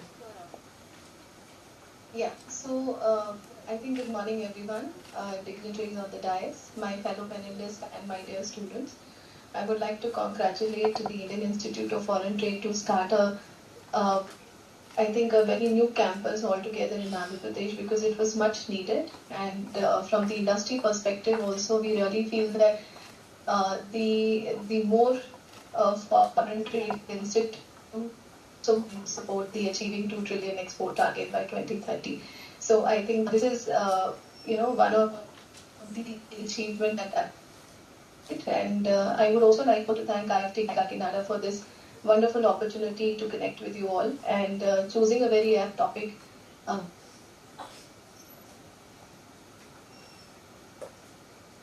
I've covered the various aspects of it, but I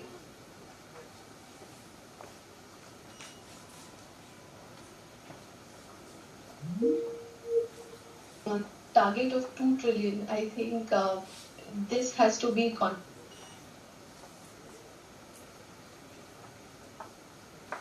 trillion from goods and 1 trillion from services that the government of Ministry of Commerce and Industry is targeting. Now, if you look at the actual position currently of the India's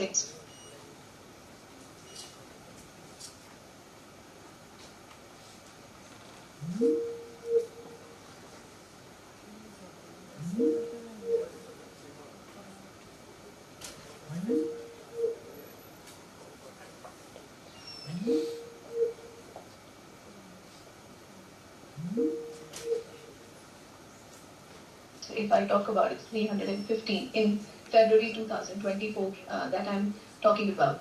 So if we look at this, is very evident that the services exports have to move faster. And if you look at and calculate the compound annual growth rate also, you will realize it that services has to grow from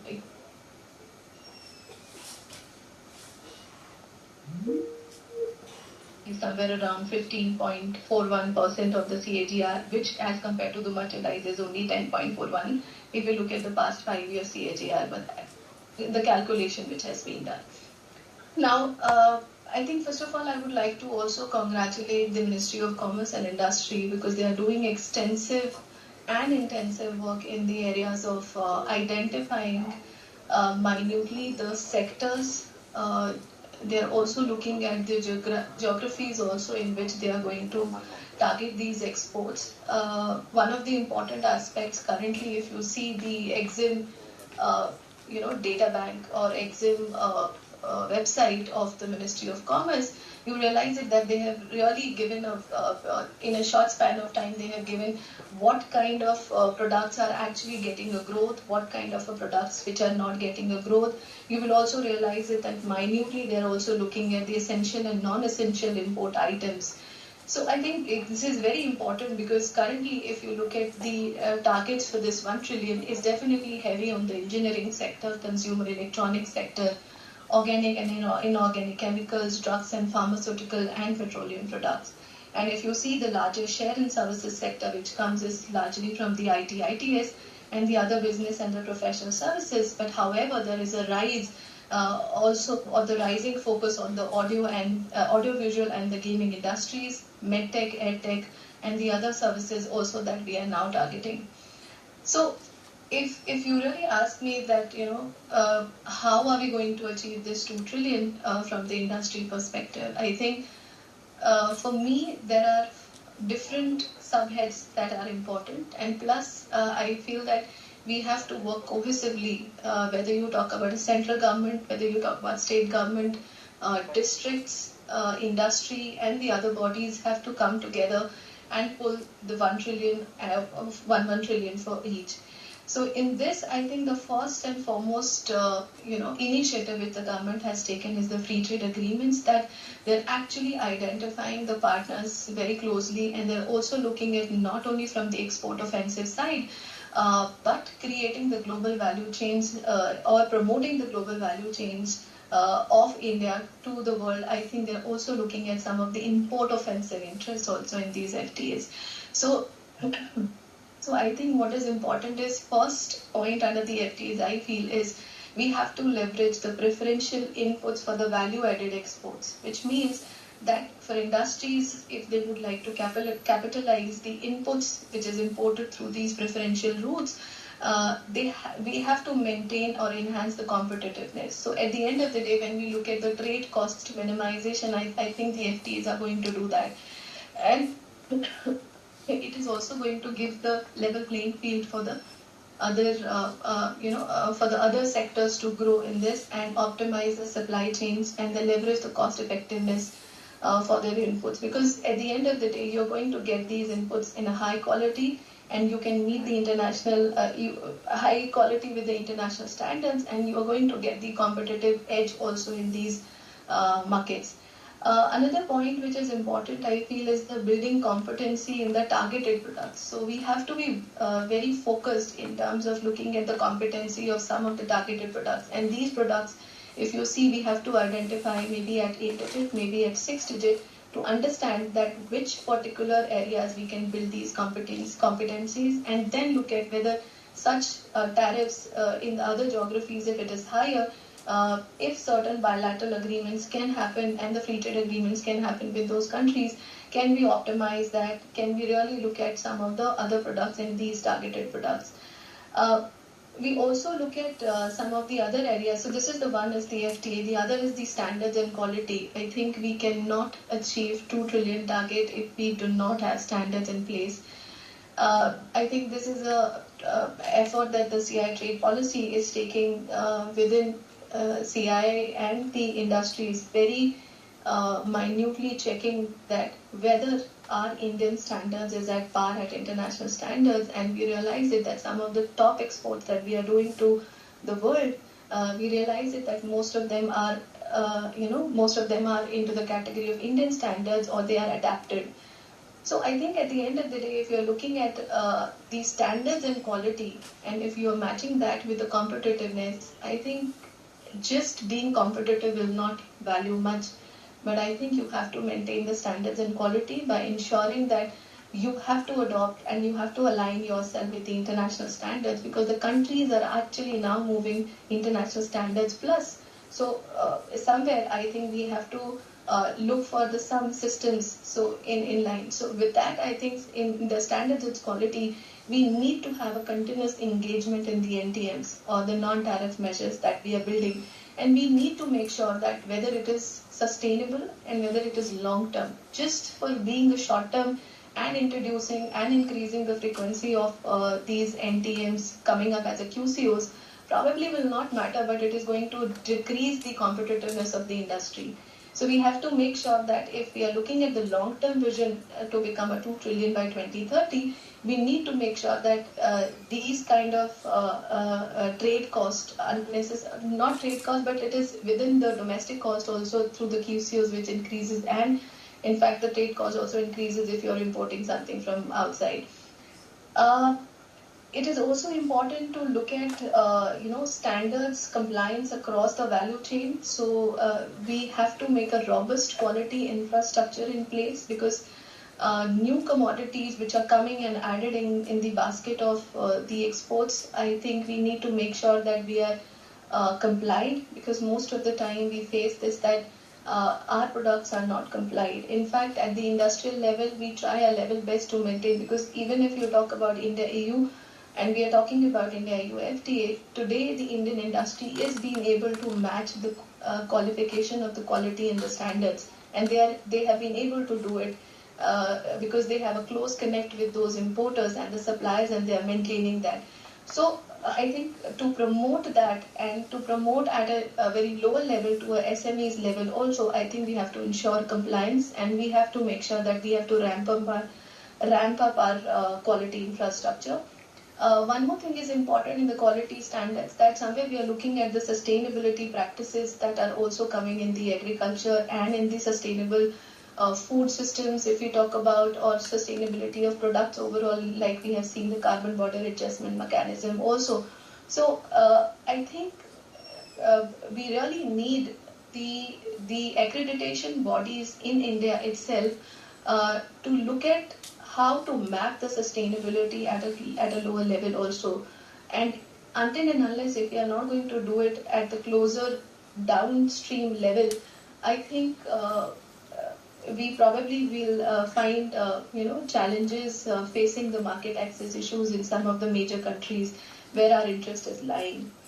So this is what I standards, and we are also looking at the increasing quality standards in the manufactured goods. Specifically, we are identifying how to invest majorly in terms of investing in the technology, infrastructure, and ensuring that compliance with the different standards and the labeling requirements of the other countries can also be taken care with the close connect of the Indian partnership through the Indian collaboration of the industries that can easily be taken place. So this is the aspect under the standards and quality. The next I would also like to talk about global value chains, though I was talking about in detail. But I think what is important here is also the defense which is growing up. So we are identifying the new sectors, we are identifying the new geographies. But when we look at the defense, this is also building up right now. So we have to showcase defense products in overseas exhibitions, and we have to ensure the global value chains to be taken care in this. So we have to leverage some of these exhibitions to showcase that where are we doing good, how are we doing good, and what products can be actually added in the value chains where the other countries can feel that our products are qualitative enough to to take imports from India in that case. We also have to improve the manufacturing share in the GDP and the sector-wise strategy, as I already told you. So I'm not repeating these points. And one more important aspect I look at here in terms of the GVC is that we really have a problem with R&D. And I'm not saying that the Indian industry should not do the R&D. In fact, now the focus of the Indian industry is also moving towards the research and design. Because at the end of the day, if you look at the high value exports, probably it can only come when you are into the designing part of the product. And that share is going to give you a relatively higher share in the overall 2 trillion if you target. So I think more designing, manufacturing, R&D activities to create brands is important. And another aspect is important is that we should have a dedicated ministry for R&D or some sort of a department allocation for the R&D where there's certain issues which are there with the industry at a larger level probably can be identified for a targeted products. So in that case, I think R&D is definitely going to help and it is also going to boost the GVCs. Another major head I feel is the investments. So as I think we are already doing it, if you see the promotion of export-led growth that we are looking at and export-led FDI if we look at, so the focus sectors like auto, electronics, capital goods now attracting majority of the share. Strategic investments are also happening, which is improving the productivity. So I think we should promote that, and there is also strategic locational decisions for outward investments equally. Because a lot of inward investments that we are doing, that's fine, but I think Indian industry is also happy to look for the outward investments, specifically in the developing countries or the least developing countries where they can do such investments and they can get more benefits and they can increase the competitiveness. Investments again in the defense sector, tourism sector can also boost the overall target. Now, as I was also talking about the services exports, so 1 trillion has to come from the services exports. So promotion of the services export should be there, especially the maintenance, repair and overhaul, tourism, as I said, AVGC, I said. So we have to build some sort of a competency in these areas. And in fact, just wanted to highlight with everybody that recently CII has, come up with a flagship event of India Gaming. And in that we have showcased, many gamers, which the startups of India, and we have also given the platform to the international to look at how the gaming industry in India is actually booming. So such kind of activities are very important, because through this, I think we are going to promote the services exports. We also have to look at some sort of a healthcare joint contacts with the hospitals abroad, and if certain activities can be increased, because so far, as I said, the burden is on the ITS, and current uncertainty if we see in the world, probably there is more diversification of services is also required. So medtech or edtech, if you talk about, of course, that is required. MSMEs are also important. It is also important as an important indicator. So we need to ensure, not in terms of the competitiveness, of course, I'm sure if the bigger players are going to be competitive, if they're mindful about the standards and the quality infrastructure, or the quality and the standards in place, I'm sure it percolates to the MSMEs also down level or at a downstream level. So ensuring that, because as you become more export oriented, the downstream automatically get that advantage to be aligned with the large players also. So a lot of hand holding I feel is required, and we wanted to promote MSME through the trade agreements also, so that needs a lot of awareness. And if this awareness will not be there, or capacity building or a hand holding is not there for the MSME, probably they won't be able to understand that what kind of opportunities are available for them in the markets. So this is the MSME side. One more point, or you can say the second last point that I would like to talk is the e-commerce here. Because when we look at the e-commerce, I feel it has a larger role to play, because now we are looking at the digital aspect, digital trade. And if you look at the countries like China, you look at the countries like Vietnam, most of the products, or even the developed countries, actually selling their products through e-commerce. So we have to develop a roadmap for the e-commerce exports, and we really feel that some sort of a promotional platform should be given for the industries. And of course, the government, I'm not going to say that the government is not working on the policy of the e-commerce, but I think the greater policy framework can be developed for the e-commerce, where the inclusivity should be there in that regard.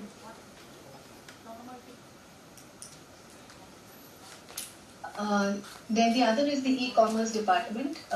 So for the export facilitation, we really feel that we should create a platform for promoting e-commerce exports in that regard. R&D, as I already spoken, so not much. I think what is important here is also the industry-academia collaboration. Because I think they are the ones who are going to enhance the quality and the relevance of research output. And through this research output, I think the industry or the industry association should give them the platform to showcase what the research output is suggesting and how can be aligned with the industry vision. So I think that fine-tuning or that industry-academia collaboration is definitely very important in this regard. For example, we did in the IT sector where we were looking at some sort of a, where TCS and Wipro, they established a research labs in partnership with leading academia institutions. So I think that is going to drive the advancements in the area of artificial intelligence, cyber security, and data analytics. So I think that is what is required. And the last is the marketing and promotion. The more you are going to promote your product, the more brand building you are going to do it for your product, I am sure we are going to get the market. So a lot of collaborative branding efforts can also be taken care. And I'm not going to repeat Make in India self-sufficiency of Atmanirbhar Bharat.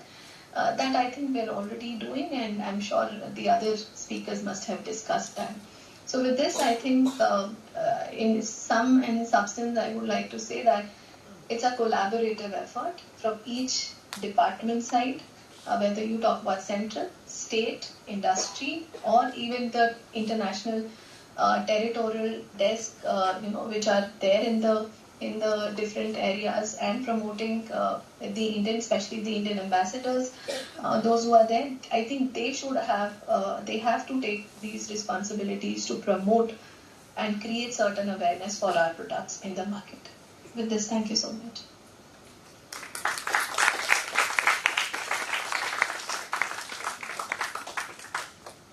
Thank you, ma'am, for your remarkable contribution to today's conclave. Your expertise has enriched our discussion. We will now invite our next guest speaker, Mr. Suhail Nathani. Mr. Suhail Nathani is widely recognized as a leading lawyer in India.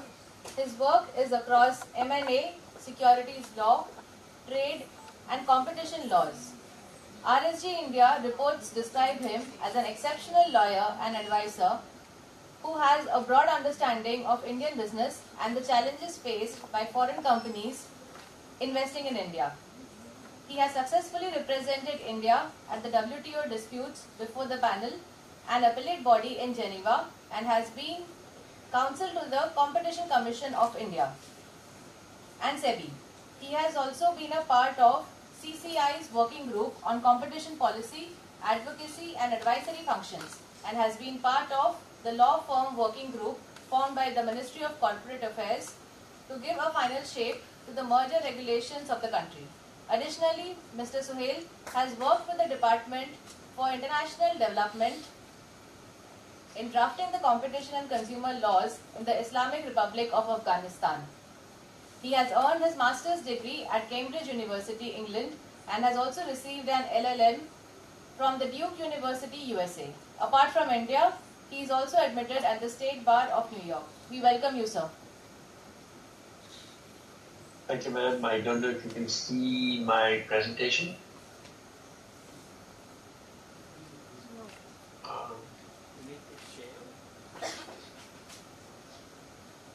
Can you see my presentation? No, sir. It is not visible.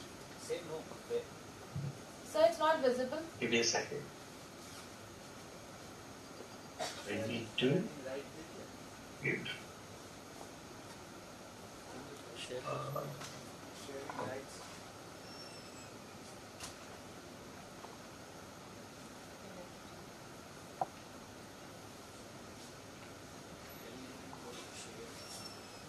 Have you given the rights of sharing?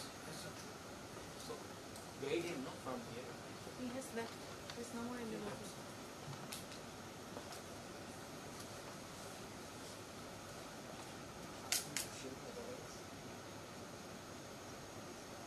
He has to join me here.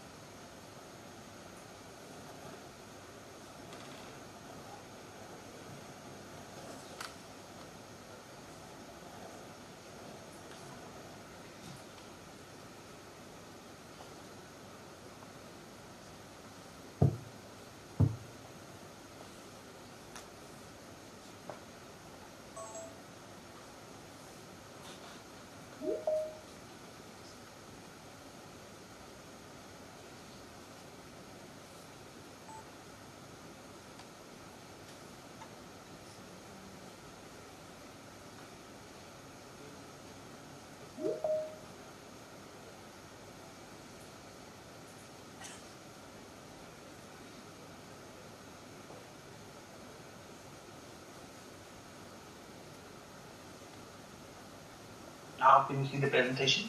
No, sir. See, at the top left corner, there is a Content. shade. Yeah. There is a shade there. So you click on that and then select. Yeah, now it is coming. Okay.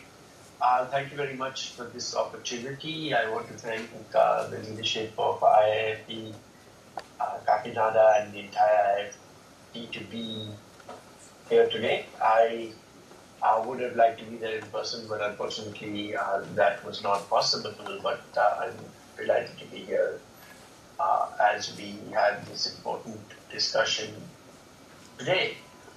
So I heard Madam Singh speak before, and she has laid out some very pertinent points. I'm going to try and focus on some of the more practical aspects, and I'll try and take as many questions as possible, because that is something that is always fun for everybody here. Of course, India has a tremendous opportunity ahead of us to be global economy. With our share of the world, we are actually punching way below our weight, given our population and potential. So we wanted to see how we can grow exports, because we want to grow GDP and improve the standard of living. Okay. This is the demographic dividend we speak of. Okay. And of course, the government has created a policy framework which is conducive to the growth of exports. India also has a very educated population. Just we are seeing by digital payments and the entire networks that we are setting up, ONDC and Digi Yatra and Aadhaar, and how we are integrating it into the economy. Another very important tool in this business of global trade is the FTAs. And I just want to take a moment here and pause, because the WTO, which came about in 1995, was a very important piece of global legislation that opened the markets out for trade.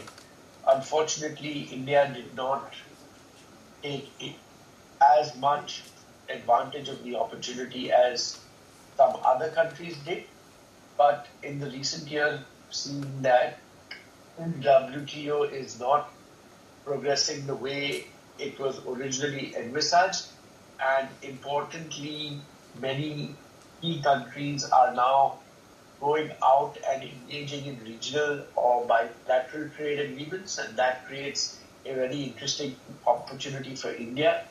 India has signed some very interesting agreements, most recently with EFTA, and that EFTA model is being touted as a new trade model because it is linked to investment. We have, of course, had agreements with the UAE, we've done with Australia and several other countries. Admittedly, some of these sectors have not seen the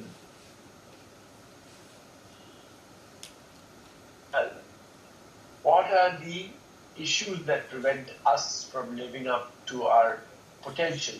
First is the high logistics cost, which is dramatically changing in India every day.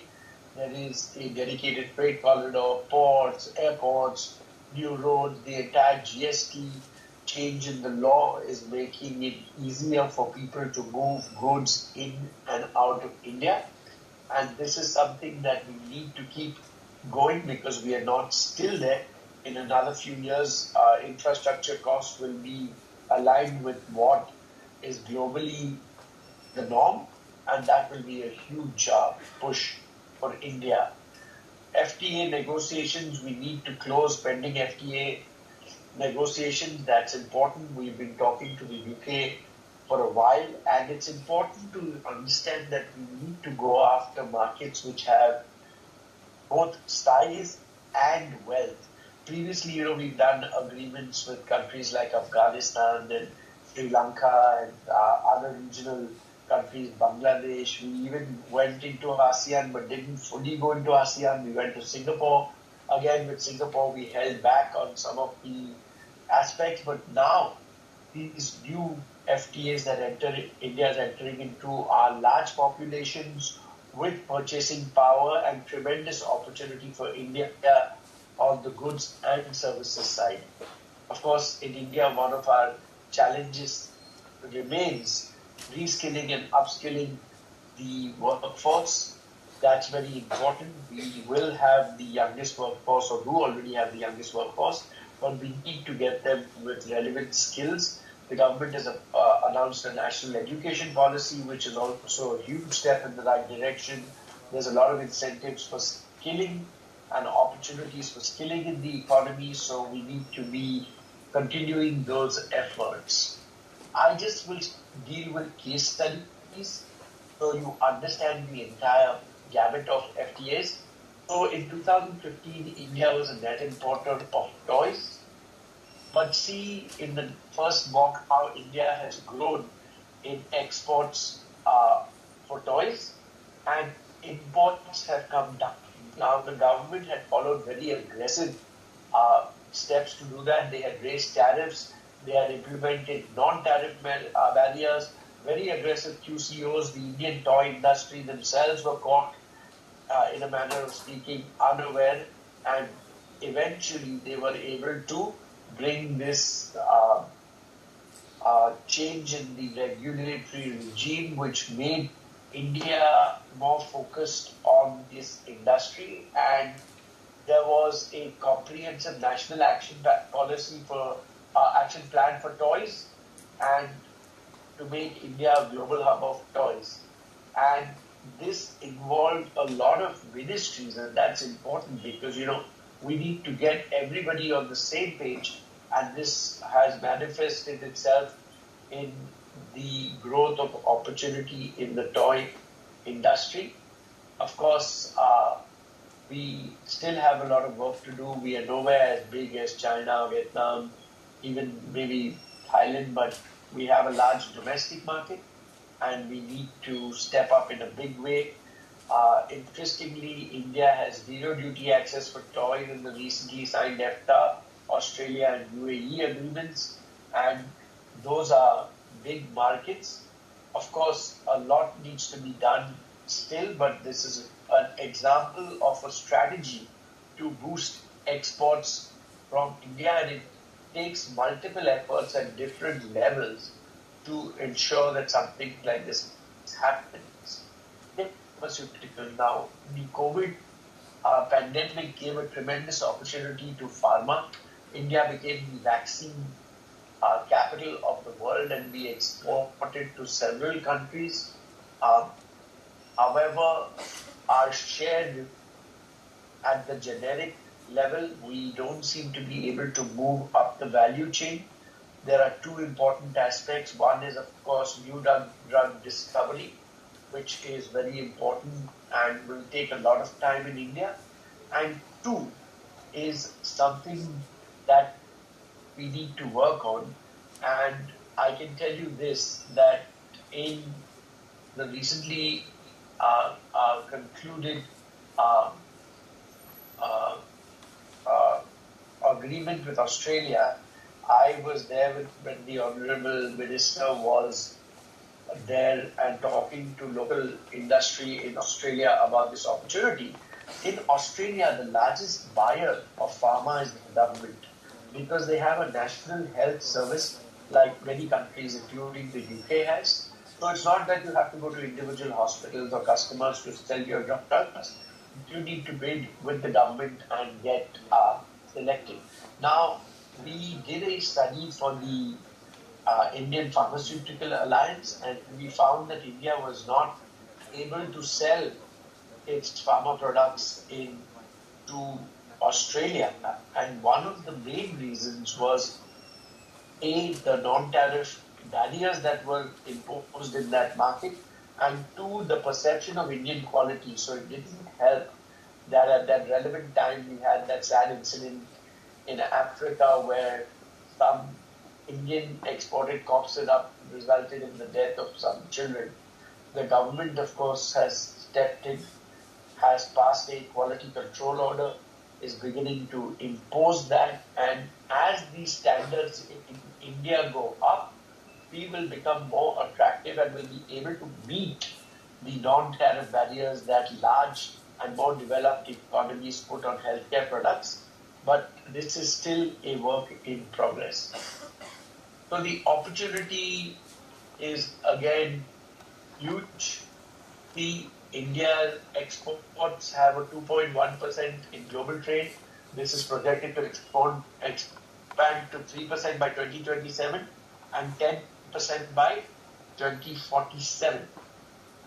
India has also won over the consultant world, which is projecting a large growth for India. Of course, all of you being management students will understand that consulting data and actuals are at a huge difference, but we know the potential over there. What is also very important is that big companies have committed to source from India, and that's very, very important and very, very gratifying. Of course, COVID also led the world into a alternative sourcing market because too much of dependency on China, where China shut down totally during COVID, made all of them vulnerable. So, of course, the government of India has brought in a comprehensive policy from chip to product. And there are two phases. One is that you will export what your large buyers want, and that will typically be to their specs and their requirements. And the second thing is that India becomes a design hub. And there are two things that we need to bear in mind. One is the number of patents and trademarks and design marks being given in India continue to increase. And two, and more importantly, there is a large amount of incentives being given in this space. So a combination of these two, including the number of design schools that are coming up in India, we will see undoubtedly the Indian product increasingly being designed and shared with the world. And as Madam Singh said before me, that is a very important aspect of being able to get a premium on your exports. Emerging technologies is always a important aspect that all economies need to track, and India, with its computer literate population, has an edge over that. Try to move to the next slide. Okay, EV. This is a huge opportunity, and as we talk about EVs, you will know that the government of India has recently linked investments to a duty cut. So a few days ago, the government of India announced a policy whereby if companies invest 500 million, they can import up to 8,000 cars at a 15% duty into the domestic Indian market. This was widely seen as a Tesla concession, but many other companies such as Volvo, Volkswagen, Mercedes, Audi have all appreciated this policy, and this is something that we need to understand a little better, because EVs are the future of transportation. It's between hybrid and EV. Hybrid engines are being made in India. Toyota, who's the leader in the space, has invested a lot of money in India and is making hybrid cars, which Maruti has just also gained access to the technology, and we will see exports growing. In the US market, one important thing happened, that hybrid engines outstripped the EV cars because of the same issues, range anxiety, charging infra. So we have seen that the world's largest and most premium market for automobiles is looking at EV and hybrid. And the second thing that has happened is that China has dominated and controlled the EV space for the last few years, so much so that BYD outstripped Tesla as the largest EV seller in the year. And what you need to understand there is how China has approached that market. one, they controlled a lot of the battery raw materials.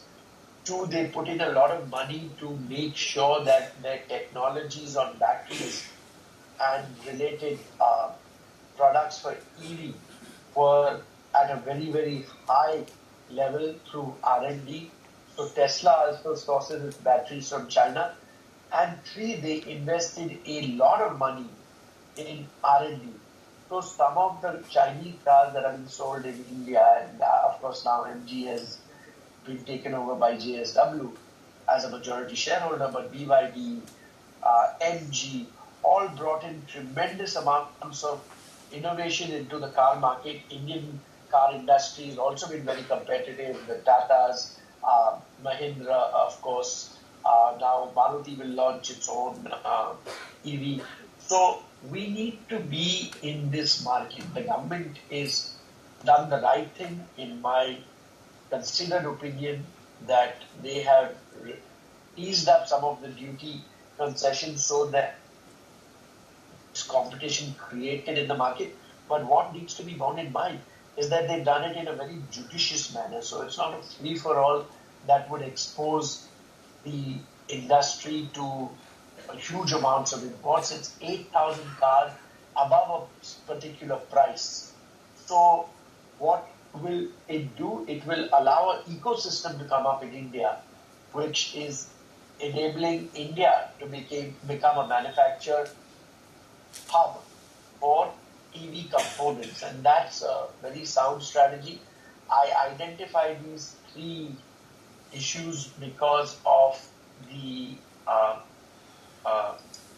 sense that, you take sectors, you work with sectors, you look at sectors that are very attractive from a global market sense.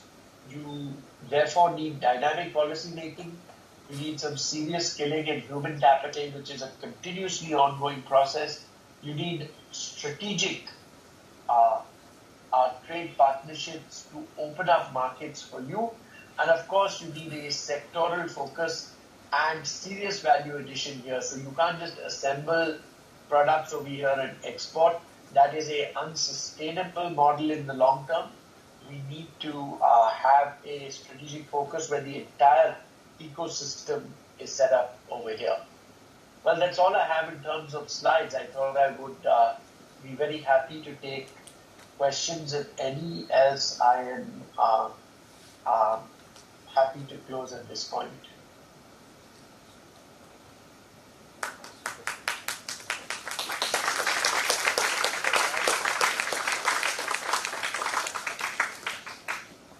We are now open for questions. Please raise your hand and ask your questions.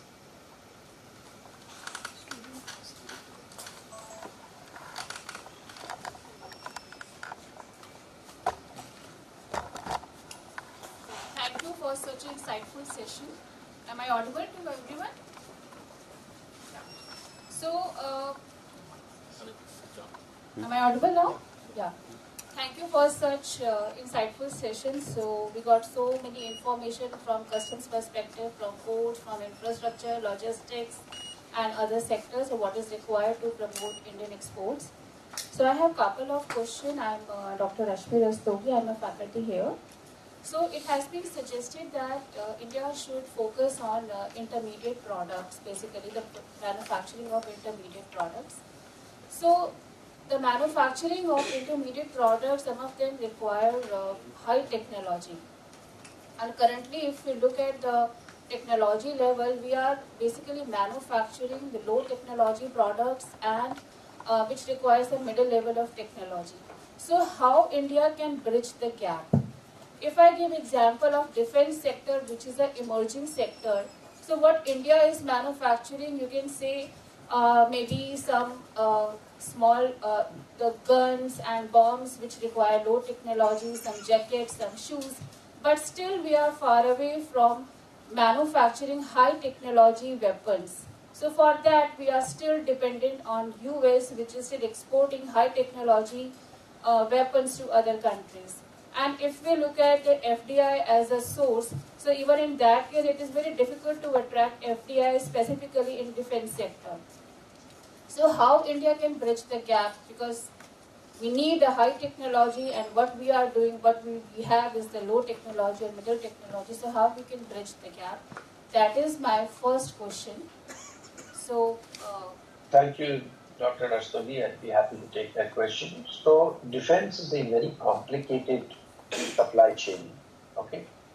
And just as important and complicated it is, it has a lot of commonality with other high-tech products. So one, you need to start manufacturing even the most simplest of products. So if you see the dominance of Japan in the 60s on electronic products, it went continued into 60s, 70s, 80s. In the 90s, the Koreans started taking over, outstripped Japan, and of course then China stepped into it. Now I just want you to bear with me for a minute. One is you start manufacturing at the low end, you start manufacturing components. Second, you get into your brands and designs. So Panasonic, Sony, all Japanese brands, and they outstrip the American brands like GE and all the other American brands which many people in the West were used to. Then the dominance shifted to Korea, so LG, Samsung, they still continue to hold sway. And then, of course, there was an advent of the Chinese brands which followed Chinese manufacturing. So LG, Samsung, everybody was manufacturing in China. China, of course, was not able to get into the premium branding space as quickly as some of the other economies. Now, if you take defense, it is the highest spend across the world. It is a spend controlled by government, and it has massively strategic importance for the government of the day. Now, for America or a large Western market to suddenly buy complex weapons and weapon systems made in India, it will take a lot of convincing. Even if you see India continues to be dependent on Russia for a lot of its own weapons. So the life cycle of weapons is very long. And I personally believe that India will pick up an edge when you look at new technologies. So look at drones. Drones has become a very important aspect of defense. It is being used as the first level of defense equipment. And if you see the drone manufacturers, especially in the Middle East right now, the important manufacturers for drones are coming out of Turkey and surprisingly Iran. And these are drones that are coming up in face of sanctions from more complex technologies. So I just believe that it's a journey, and when there are new breakthroughs in weapons like drones, countries like India will get a great chance to step up and show their expertise. And we're already on that journey. I think I would like to add what Mr. Nathani has said, because I think most of the stuff he has already covered. And thank you so much, Mr. Nathani. I just wanted to add a few more things, Rashmi. First of all, as he said, that defense is a sector where we need to be very judicial also in terms of the spending and where our forte lies. So I think it's a transition for India if we look at in terms of the defense sector and the defense exports.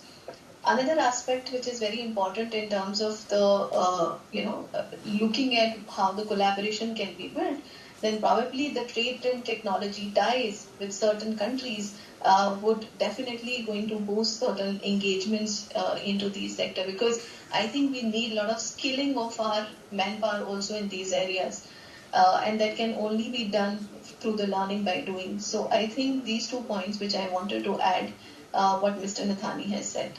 Thank you. Can we have the next question, please?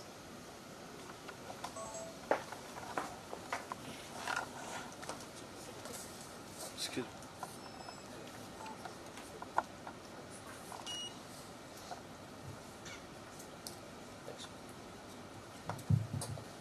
Hello.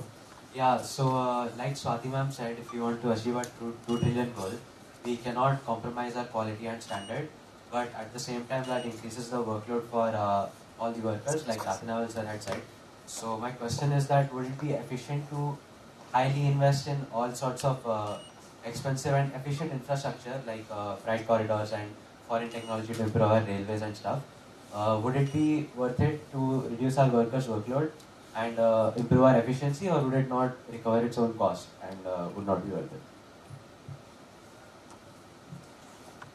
Well, that's a very important question, and I'm going to break it up into two parts. One is on large infrastructure and where you need foreign technology. I think we need to look at infrastructure independent of the export opportunity, because the country deserves the infrastructure for multiple reasons. Specifically, just making your domestic market a more efficient market. Where you need technology from global companies, I don't think we should shy away from it, and indeed we don't. So it's a known fact that the tunnel boring machine we used to build the coastal road in Bombay had come in from China. Similarly, a lot of technology had come in from other parts of the world, and we should not shy away from bringing tried and tested technology to achieve our infra objects. That is beyond of the export situation. In terms of manufacturing, and manufacturing in India is a lot more complicated because we have a large population and we need to create jobs. And creation of jobs is such a fine balancing act because the world is becoming increasingly more automated for various reasons. Whereas India entering the export market also needs to have a place where jobs are being created, and not all jobs can be highly skilled jobs. Many jobs will have to be simple jobs, and I just believe that that is India's largest challenge. So if you become an export market through fully automation processes, and if you go to the most complex automobile cars in the world, the number of employees per car is coming down very, very significantly.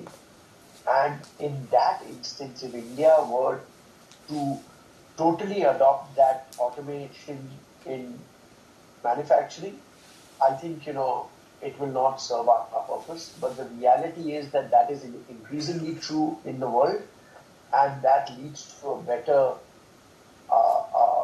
cost, and it's being adopted. So if India is not able to be competitive in a manufacturing of an automobile, then the manufacturer will move to other markets. So it's a hugely challenging part in terms of the employment and automation, but I think it's an important aspect, but we will have to create jobs at every level. So it could be in the garment industry, and of course it will be in the high-tech industry. But remember, whatever you all discussed today and we all talk about is going to be worth nothing if it doesn't translate to jobs on the ground.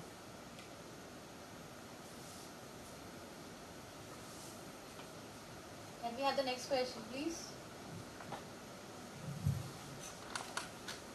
Yeah, so my question was that there's a lot of emphasis today about how skilled labor and skilled education needs to improve.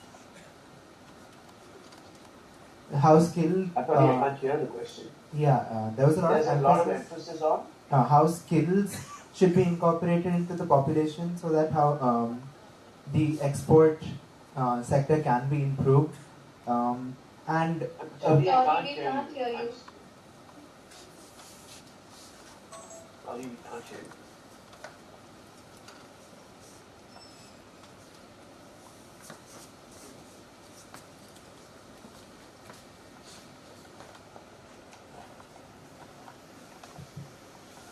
So you can speak there. Speak there. The mic is there. The laptop, you can speak there. Yes, there was emphasis on how skilled labor should be incorporated into the population in order to bolster the bolster the export industry that exists now in sectors that are more niche, like food technology, where the skilled education actually exists with more opportunities abroad than here. So even while NEP is in a good direction it's very difficult to convince parents to send their children into that field of education when there's already a lot of tried and tested paths that people prefer to take. So how can the government ensure that education actually, there's actually people opting for the education that they're investing in, and also how can they invest in like reverse brain drain and ensuring that people don't leave the country while having the skills to invest in it? Well, let me again take your question in two parts. I am not a big supporter of this brain drain theory, honestly, because today some of the global corporations are headed by Indians, and they have probably done more for the Indian economy had they stayed back in the country. So if you see, the big tech companies have so much of Indian leadership, and they've all come back and done things in the economy which have created global opportunities. But of course, that is a matter of opinion, and we can differ or agree on that, and subject of a longer discussion. In terms of how do you get parents to send children to courses that are relevant, I'll just talk to you from a practical sense, okay? I'm a lawyer today, and lawyers are at the high end of the knowledge economy globally for the only reason that they've always been considered a premium. Today, AI is disrupting that market so badly that the number of lawyers needed at entry level is actually coming down in the Western market. And I dare say it could have that impact in India as well, because for various reasons, again, we can discuss that separately. But if you go to hire a plumber, and I don't mean it in a bad sense, if you go to hire a plumber in the US, you are easily paying close to $200-300 an hour. Now, you can convince parents and you tell your parents कि आपके बच्चों को वकील मत बनाइए, उसको plumber बनाइए. And again, I don't mean it in a bad sense, but they will never accept that. If you were to tell me, oh, why are you educating your son to be so-and-so, you make him a carpenter, I would, as a parent, react very badly. But the market will dictate that. And that is the world we are going to live in the next few decades. AI, robotics, automation will then create simpler jobs which are not driven by scale, which are driven by skill to become more valuable. And if parents are unable to gauge that trend early, I'm sorry, the market will make sure that they have to adapt these approaches. And I'm seeing it play out in fringes in the Western market. There are large classes of people who are not being employed, but people out of technical schools are getting the breakthrough. And these are markets where, look at nursing, for example. That can't be automated, that can't be scaled. But now it's become a premium in markets like Germany, where there is an aging population, markets like Japan. So I'm just saying that you don't have to convince the parents, markets will just drive that change. Yeah. But thank you, I've already taken more than my due time, so I'm happy to engage subsequently with students or whatever the faculty may deem fit. But I think I've taken more than my allotted time, so thank you very much. Thank you, sir. We are immensely grateful to you for sharing your expertise with us today. Your contribution has added immense value to our discussion. Thank you, ma'am. Thank you.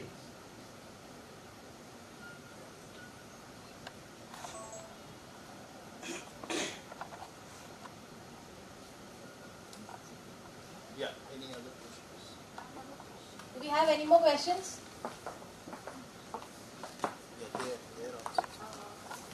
My question is for Swati. So Swati, as you rightly said, marketing and branding of Indian products in foreign markets is very much important for increasing exports. So as far as large players are concerned, we do understand it is possible for them. But there are several small and medium scale manufacturers. For them, it is very difficult for them to market their products in foreign markets. So how these people, these manufacturers can reach to foreign markets when we talk about in terms of marketing and branding, because it's very costly.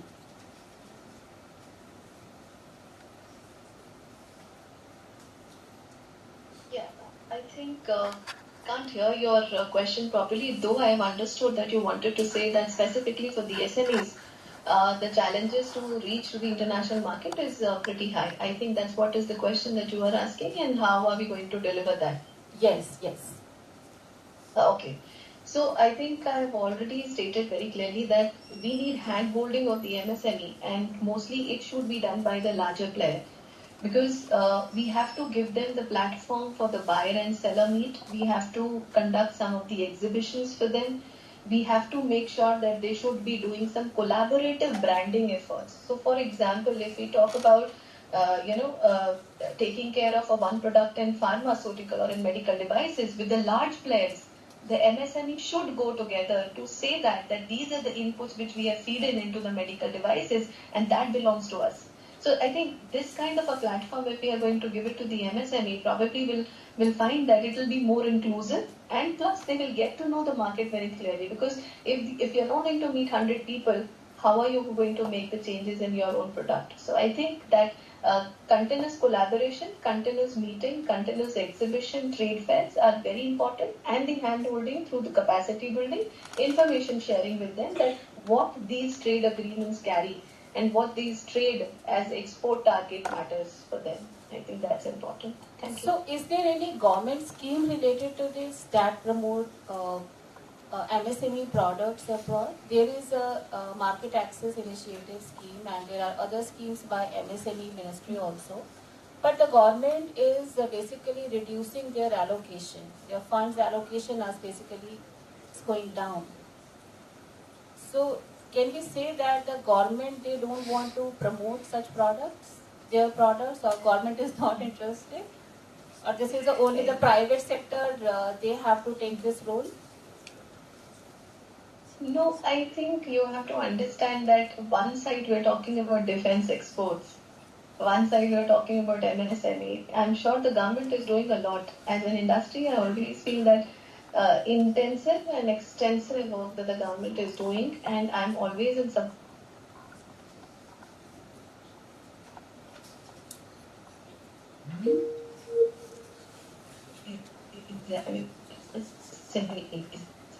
This is not or the association or the MSME ministry is asking for the promotion. See, you will definitely find the share would be reducing, because once you have a platform to grow in the other areas, probably you will reduce the share of the one aspects also. So we need to identify. See, I'm not saying that this is something I wanted to put it very diplomatically, in the sense that that equally the MSMEs are important, their share is also important, but the allocation of resources, probably we wanted them to shift from small to medium, medium to large. That hand holding or the schemes or making them aware, I think is more required by the large firms to take care of that, because they are the ones who are actually taking the inputs from them, or some of the time you will also find that the e-commerce platform is going to give them the boost.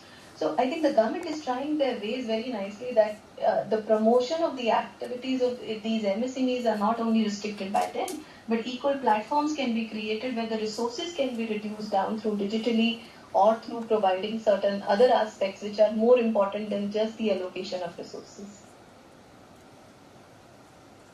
Thank you. Thank you. Next question, please.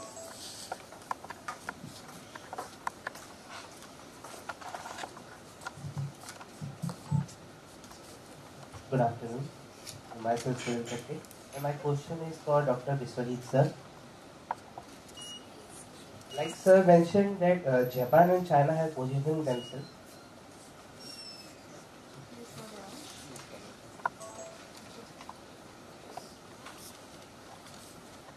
Yeah, continue. Good afternoon, sir.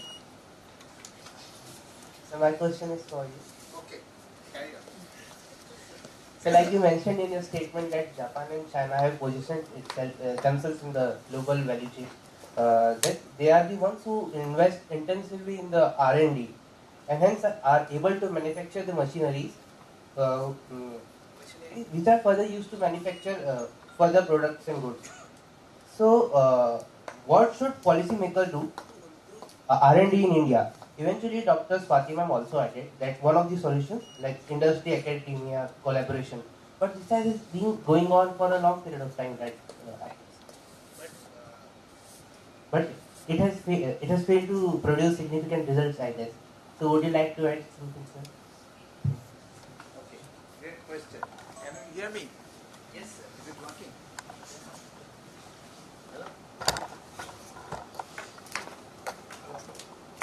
Hello? Hello. I'd like to take the question in slightly in a different way. Not just R&D, define innovation. Okay. So R&D is much more narrow. So innovations in the literature is having 4 components: product innovation, process innovation, marketing innovation, and design innovation. So at the initial stages, companies are doing process innovation. And the big success story is pharmaceutical industry. For reverse engineering, process innovations are done, and we see the success.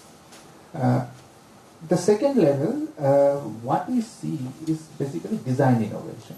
I think Suhail also mentioned about design.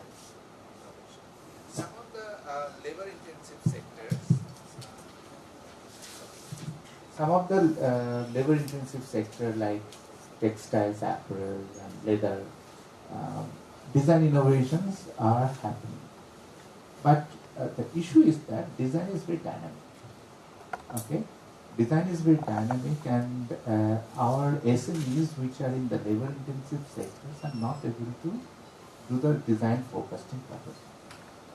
So we require a special focus on design creation, and state governments, central governments must come together and provide feedback and develop design studios where the dynamic designs, what is happening in the Western world, are being produced here, and SMEs can buy those designs and prepare it and kind of, so that the risk of investing in design is being distributed. Because in innovation, what happens? There are heavy risks, and as there is no mechanism by which the risk is divided, and that's why SMEs are not able to take the risk. So this is basically the second level. Now, what is happening? India is trying to focus on a lot of electronic products, also toys, and also in medical devices, which I also mentioned. So in all these cases, now design is making very important. So this design is different from designing apparel. So this design is basically industrial designs, right? And for toys, lot of safety, chemical, user-friendliness. So the success of Japan is basically that they see everything from a user's point of view. Okay, so that's why it is very, very dynamic. Had it been the case that you are in Delhi, I would have brought a lot of such things, because when in my assignments in Japan, I used to buy those things. I go to different towns and go into shops and finding out very interesting kind of things, which are very simple, everyday things. But in India, we'll never get it. Okay, so that means that in case of industrial design, the design mindset is very important. So one of the students asked questions about convincing parents. Convince your parents to go for designs, and there should be a lot of investment by the engineering colleges, universities, where actually the design mindsets are being prepared and designs are being implemented. And design should not be seen it from an industrial and technological point of view. Currently, I'm doing a very big project for DPIIT on leather sector, And I'm looking at the brand, and NIT is looking at the design part, the leather products. And together we were having a lot of discussions, and what we found out, exactly the same thing, that NIT is looking at that in India we are seeing design is just as a technical aspect. Design is having a huge social aspect. Okay, design is having a huge effect on how people are taking that designs and use the things, whether it is reducing their additional efforts or something like that. So developing countries who initially did the processing now have moved to the designing part, and India is expected to move to the designing next because there will be more value that way.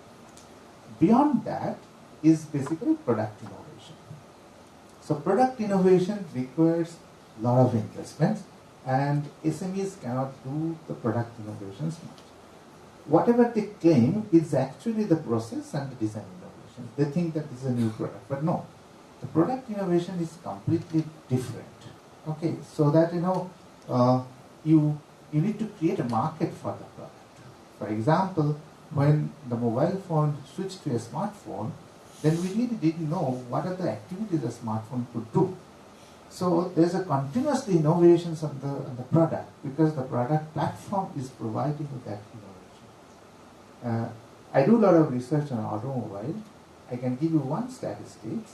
When for a basic automobile, the platform, the lower part of the car is very important, because most of the efficiency of the automobile is on lower parts efficiency, because that's the technological model. Now, once you develop this particular thing, one study in the United States says that at least 20 model can be made on that. It can be a hatchback, it can be a sedan, but it is the same platform. Okay, so the consumer innovations on the top of this platform is basically the design innovation, but the product innovation is there, right? So here you require a lot of investment, and generally what happens, this kind of innovations are divided into two parts: public risk and the private risk. So the risk needs to be divided. For example, whenever you are doing an innovation, and you are bringing, as been mentioned, the collaborations between academics and business, so you also need to divide the risk. How you are dividing the risk? Fundamental research, you are doing it in the university with the public money. So you have a laboratory being set up, you have a lot of chemicals, a lot of machines, a lot of working capital is required. That part government is doing. Now what is happening? The private sector is coming in, using that lab, paying the user charges, developing a particular product. That's the private. So what is happening? Only the private investments parts risk is borne by the private player, but the public risk needs to be borne by the public sector. And in this case, the collaboration is. So one thing is very, very important here, that role of government is dividing the innovation risk between the public and the private has to be very, very clear. If it is not very clear, the country will have a confused innovation state. Okay, now, and sometimes what happens, we did at IIFT a big work for Department of Science and Technology, and a lot of faculty members are involved, and we looked into the innovations model of United States, European Union, Japan. We had the opportunity to talk to the professionals in the OECD, in the European Union Secretariat. So what we found, there are different models. How we are financing those big innovations. Okay, so in US, it's all the angel investors or the private investors. They look for that where these innovation seeds are there, right? Suppose the Facebook is doing something, somebody is coming and doing. So in India, we also thought the startups, when they are doing this innovation, somebody is actually coming and giving money for acceleration. This is a private money. But in Europe, it is different. And in Japan also different. In both the cases, the government play an important role. In India, what happened? The marketing of innovation are still in the hand of the public sector, which is not doing the right job because they do not know the market where they can sell. So how actually you can bring the private companies as a technology collaborators and making it commercial is very important for the product innovation. So I have given you process, design and product. What is left is the marketing innovation. In case of marketing innovation, you need to basically focus on branding, where actually you can give a value, right? So this is the highest level of innovations, where actually you focus on branding, you focus on image creations, spend a lot of money on advertisements. Okay, so when all of the things are ready, then actually you're going for marketing innovations. Whether Indian company, suppose an FMCG company, is able to put up a billboard on the street of Paris or London or New York or in Dubai airport, I don't know whether it is possible or not. Who is going to be at the risk? So that's the highest level of international trade. Actually, you are able to sell your products on the shops in the big countries. Right? So then actually you'll be able to realize the value.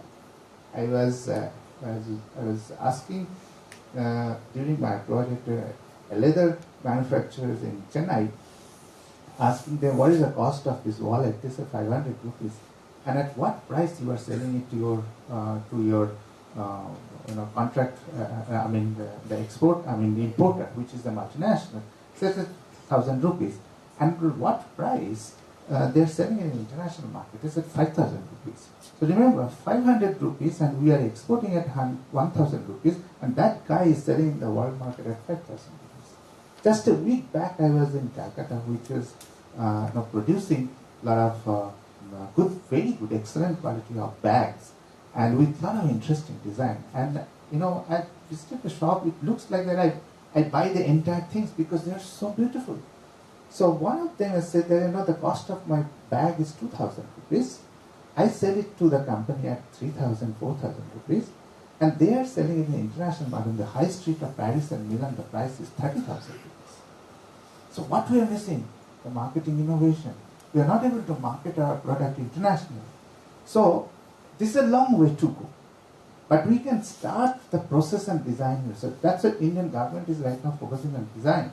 And the collaborations between university and institutes and the private sector and the government are extremely important. If we are able to get the success in the design innovation, then India is recognized as a country which is doing a lot of design revolution, then of course there will be big investments will be coming for product. So I've given a long answer, perhaps I've cleared your doubt. Yeah, just to add, I think Dr. Nag, I think very beautifully now I'm remembering the topic that you were talking about. In fact, very beautifully you have explained. But just one more thing I would like to talk on the IPR side, because I think it really requires, because here the system is a little bit complex and very unpredictable. And we know the bureaucratic process, especially for the private I'm talking about. The regulatory hurdles are very slow, and that affects the R&D projects because it deters companies from investing in R&D, and they really feel that it's no way that you have a protection for their innovation. So this is the one point that I wanted to highlight, and I think you rightly pointed out for the funding part, so I'm not going to repeat that. But I think what is another aspect is also important when we look at in India specifically for the Indian companies, I'm talking from their behalf also. It's a low cost manufacturing right now. As he rightly pointed out, it's not design oriented. We have to move from low cost manufacturing designs towards innovation driven R&D. And that talks about more of designing of a product, marketing of your product, and whatever the essence he has explained, I think that is what is required. So just these 2 points I wanted to add.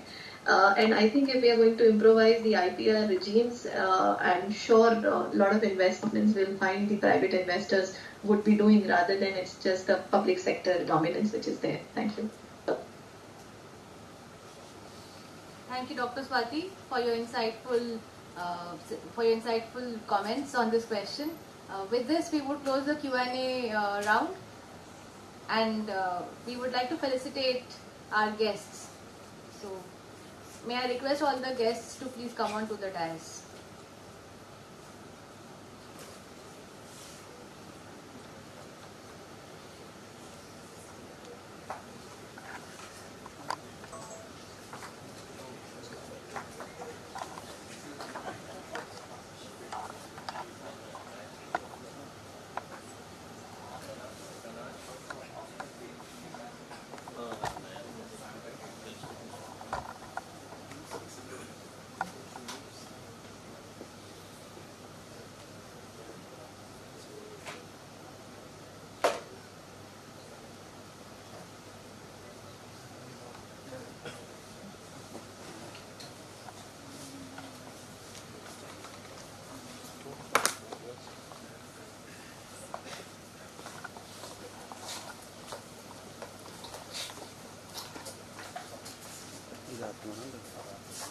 brother. Monitor officer. Project officer.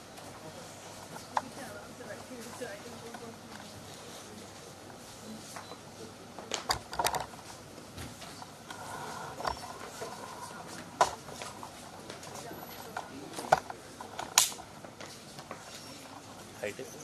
Guidance.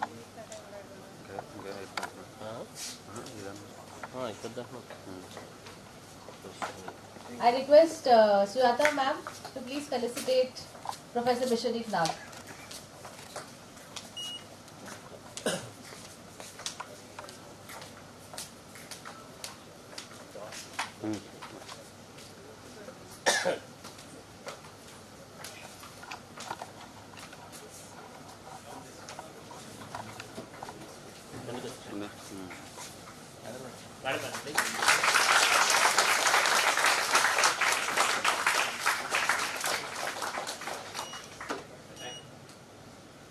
I request Sarthi sir to please felicitate Mr. Muralidhar.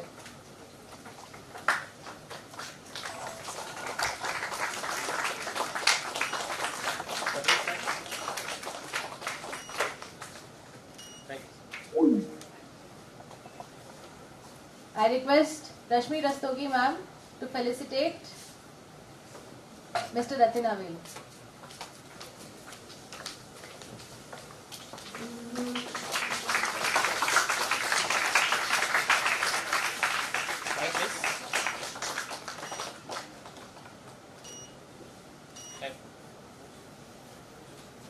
Thank you. I request Professor Niklesh Yadav, the coordinator for today's event, to propose the vote of thanks.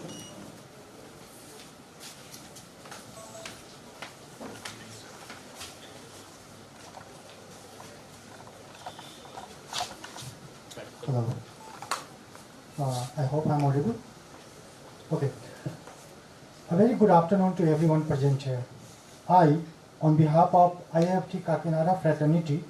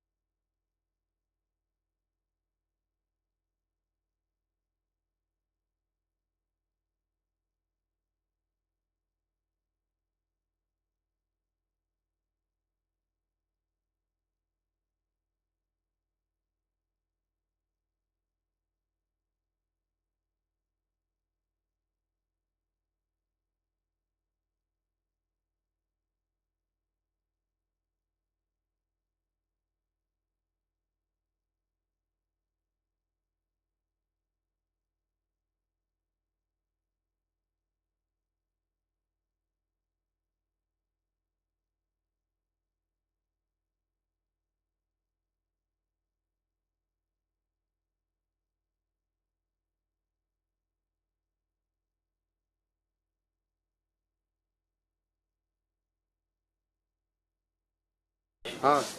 Here. Sir, please. Dear students, please stay back for the group photo. We will have the group photo with the second years first, followed by the first years.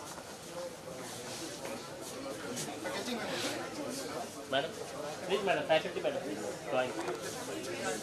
Faculty, madam.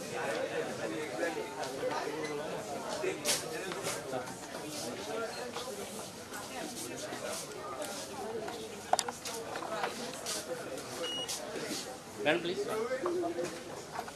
Sir, please, sir.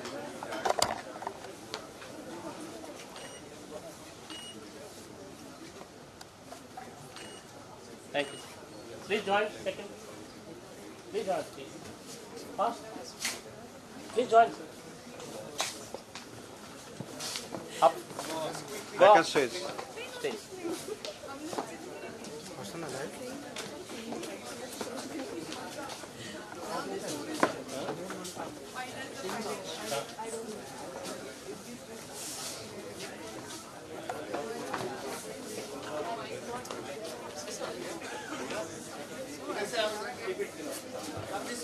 This way, please.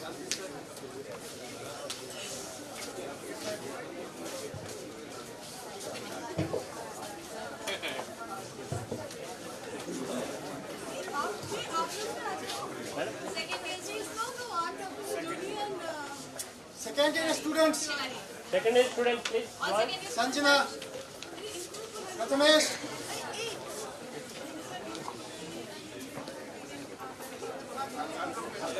Sir, come. Sir, sir, please.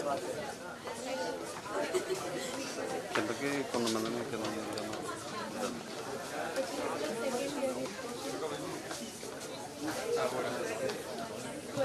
Shyam Shyam.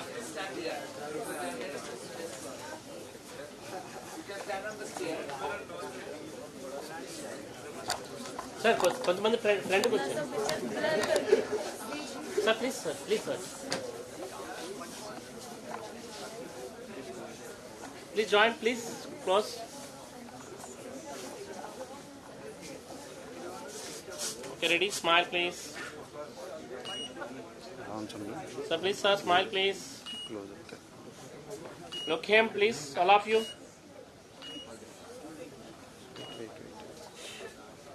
Please smile, please. Thank you. First page,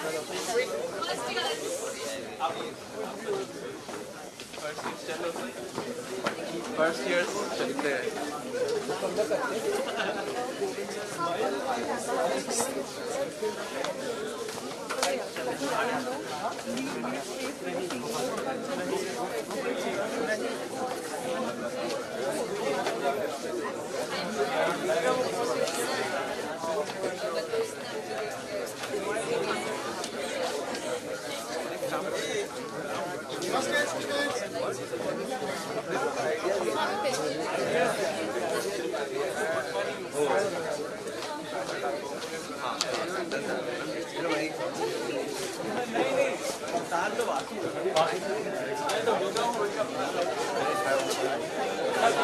देख देख second year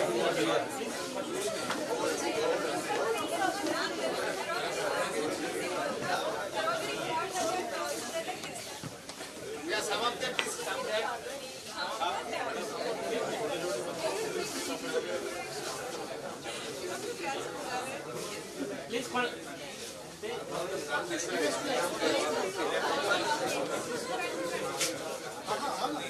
Friend. Excuse me. All of you. How many of you? Madam, కొంతమంది kneel down అయిపోతే బాగుంటుంది. Please come fast, please. Kneel down, please. Kneel down, kneel down. Kneel down, please. Kneel down. Madam, kneel down, kneel down. Kneel down. Kneel down. Yes, good. Please, all of someone people kneel down, please.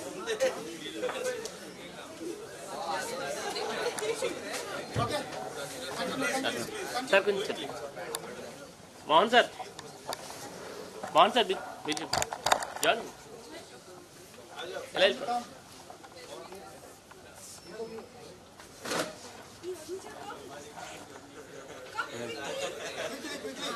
Madam,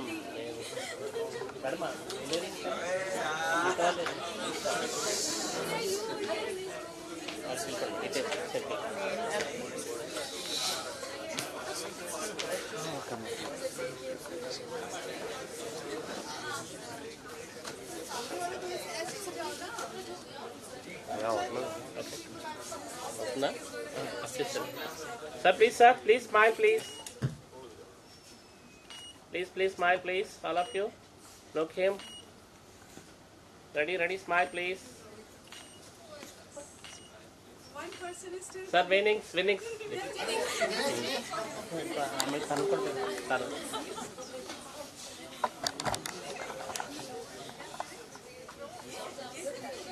Sir, please, sir.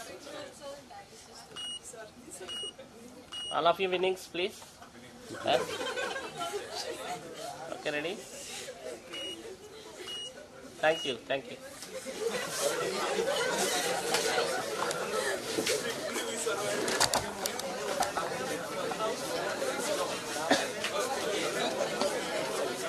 I just understood the pain. I'm not proud.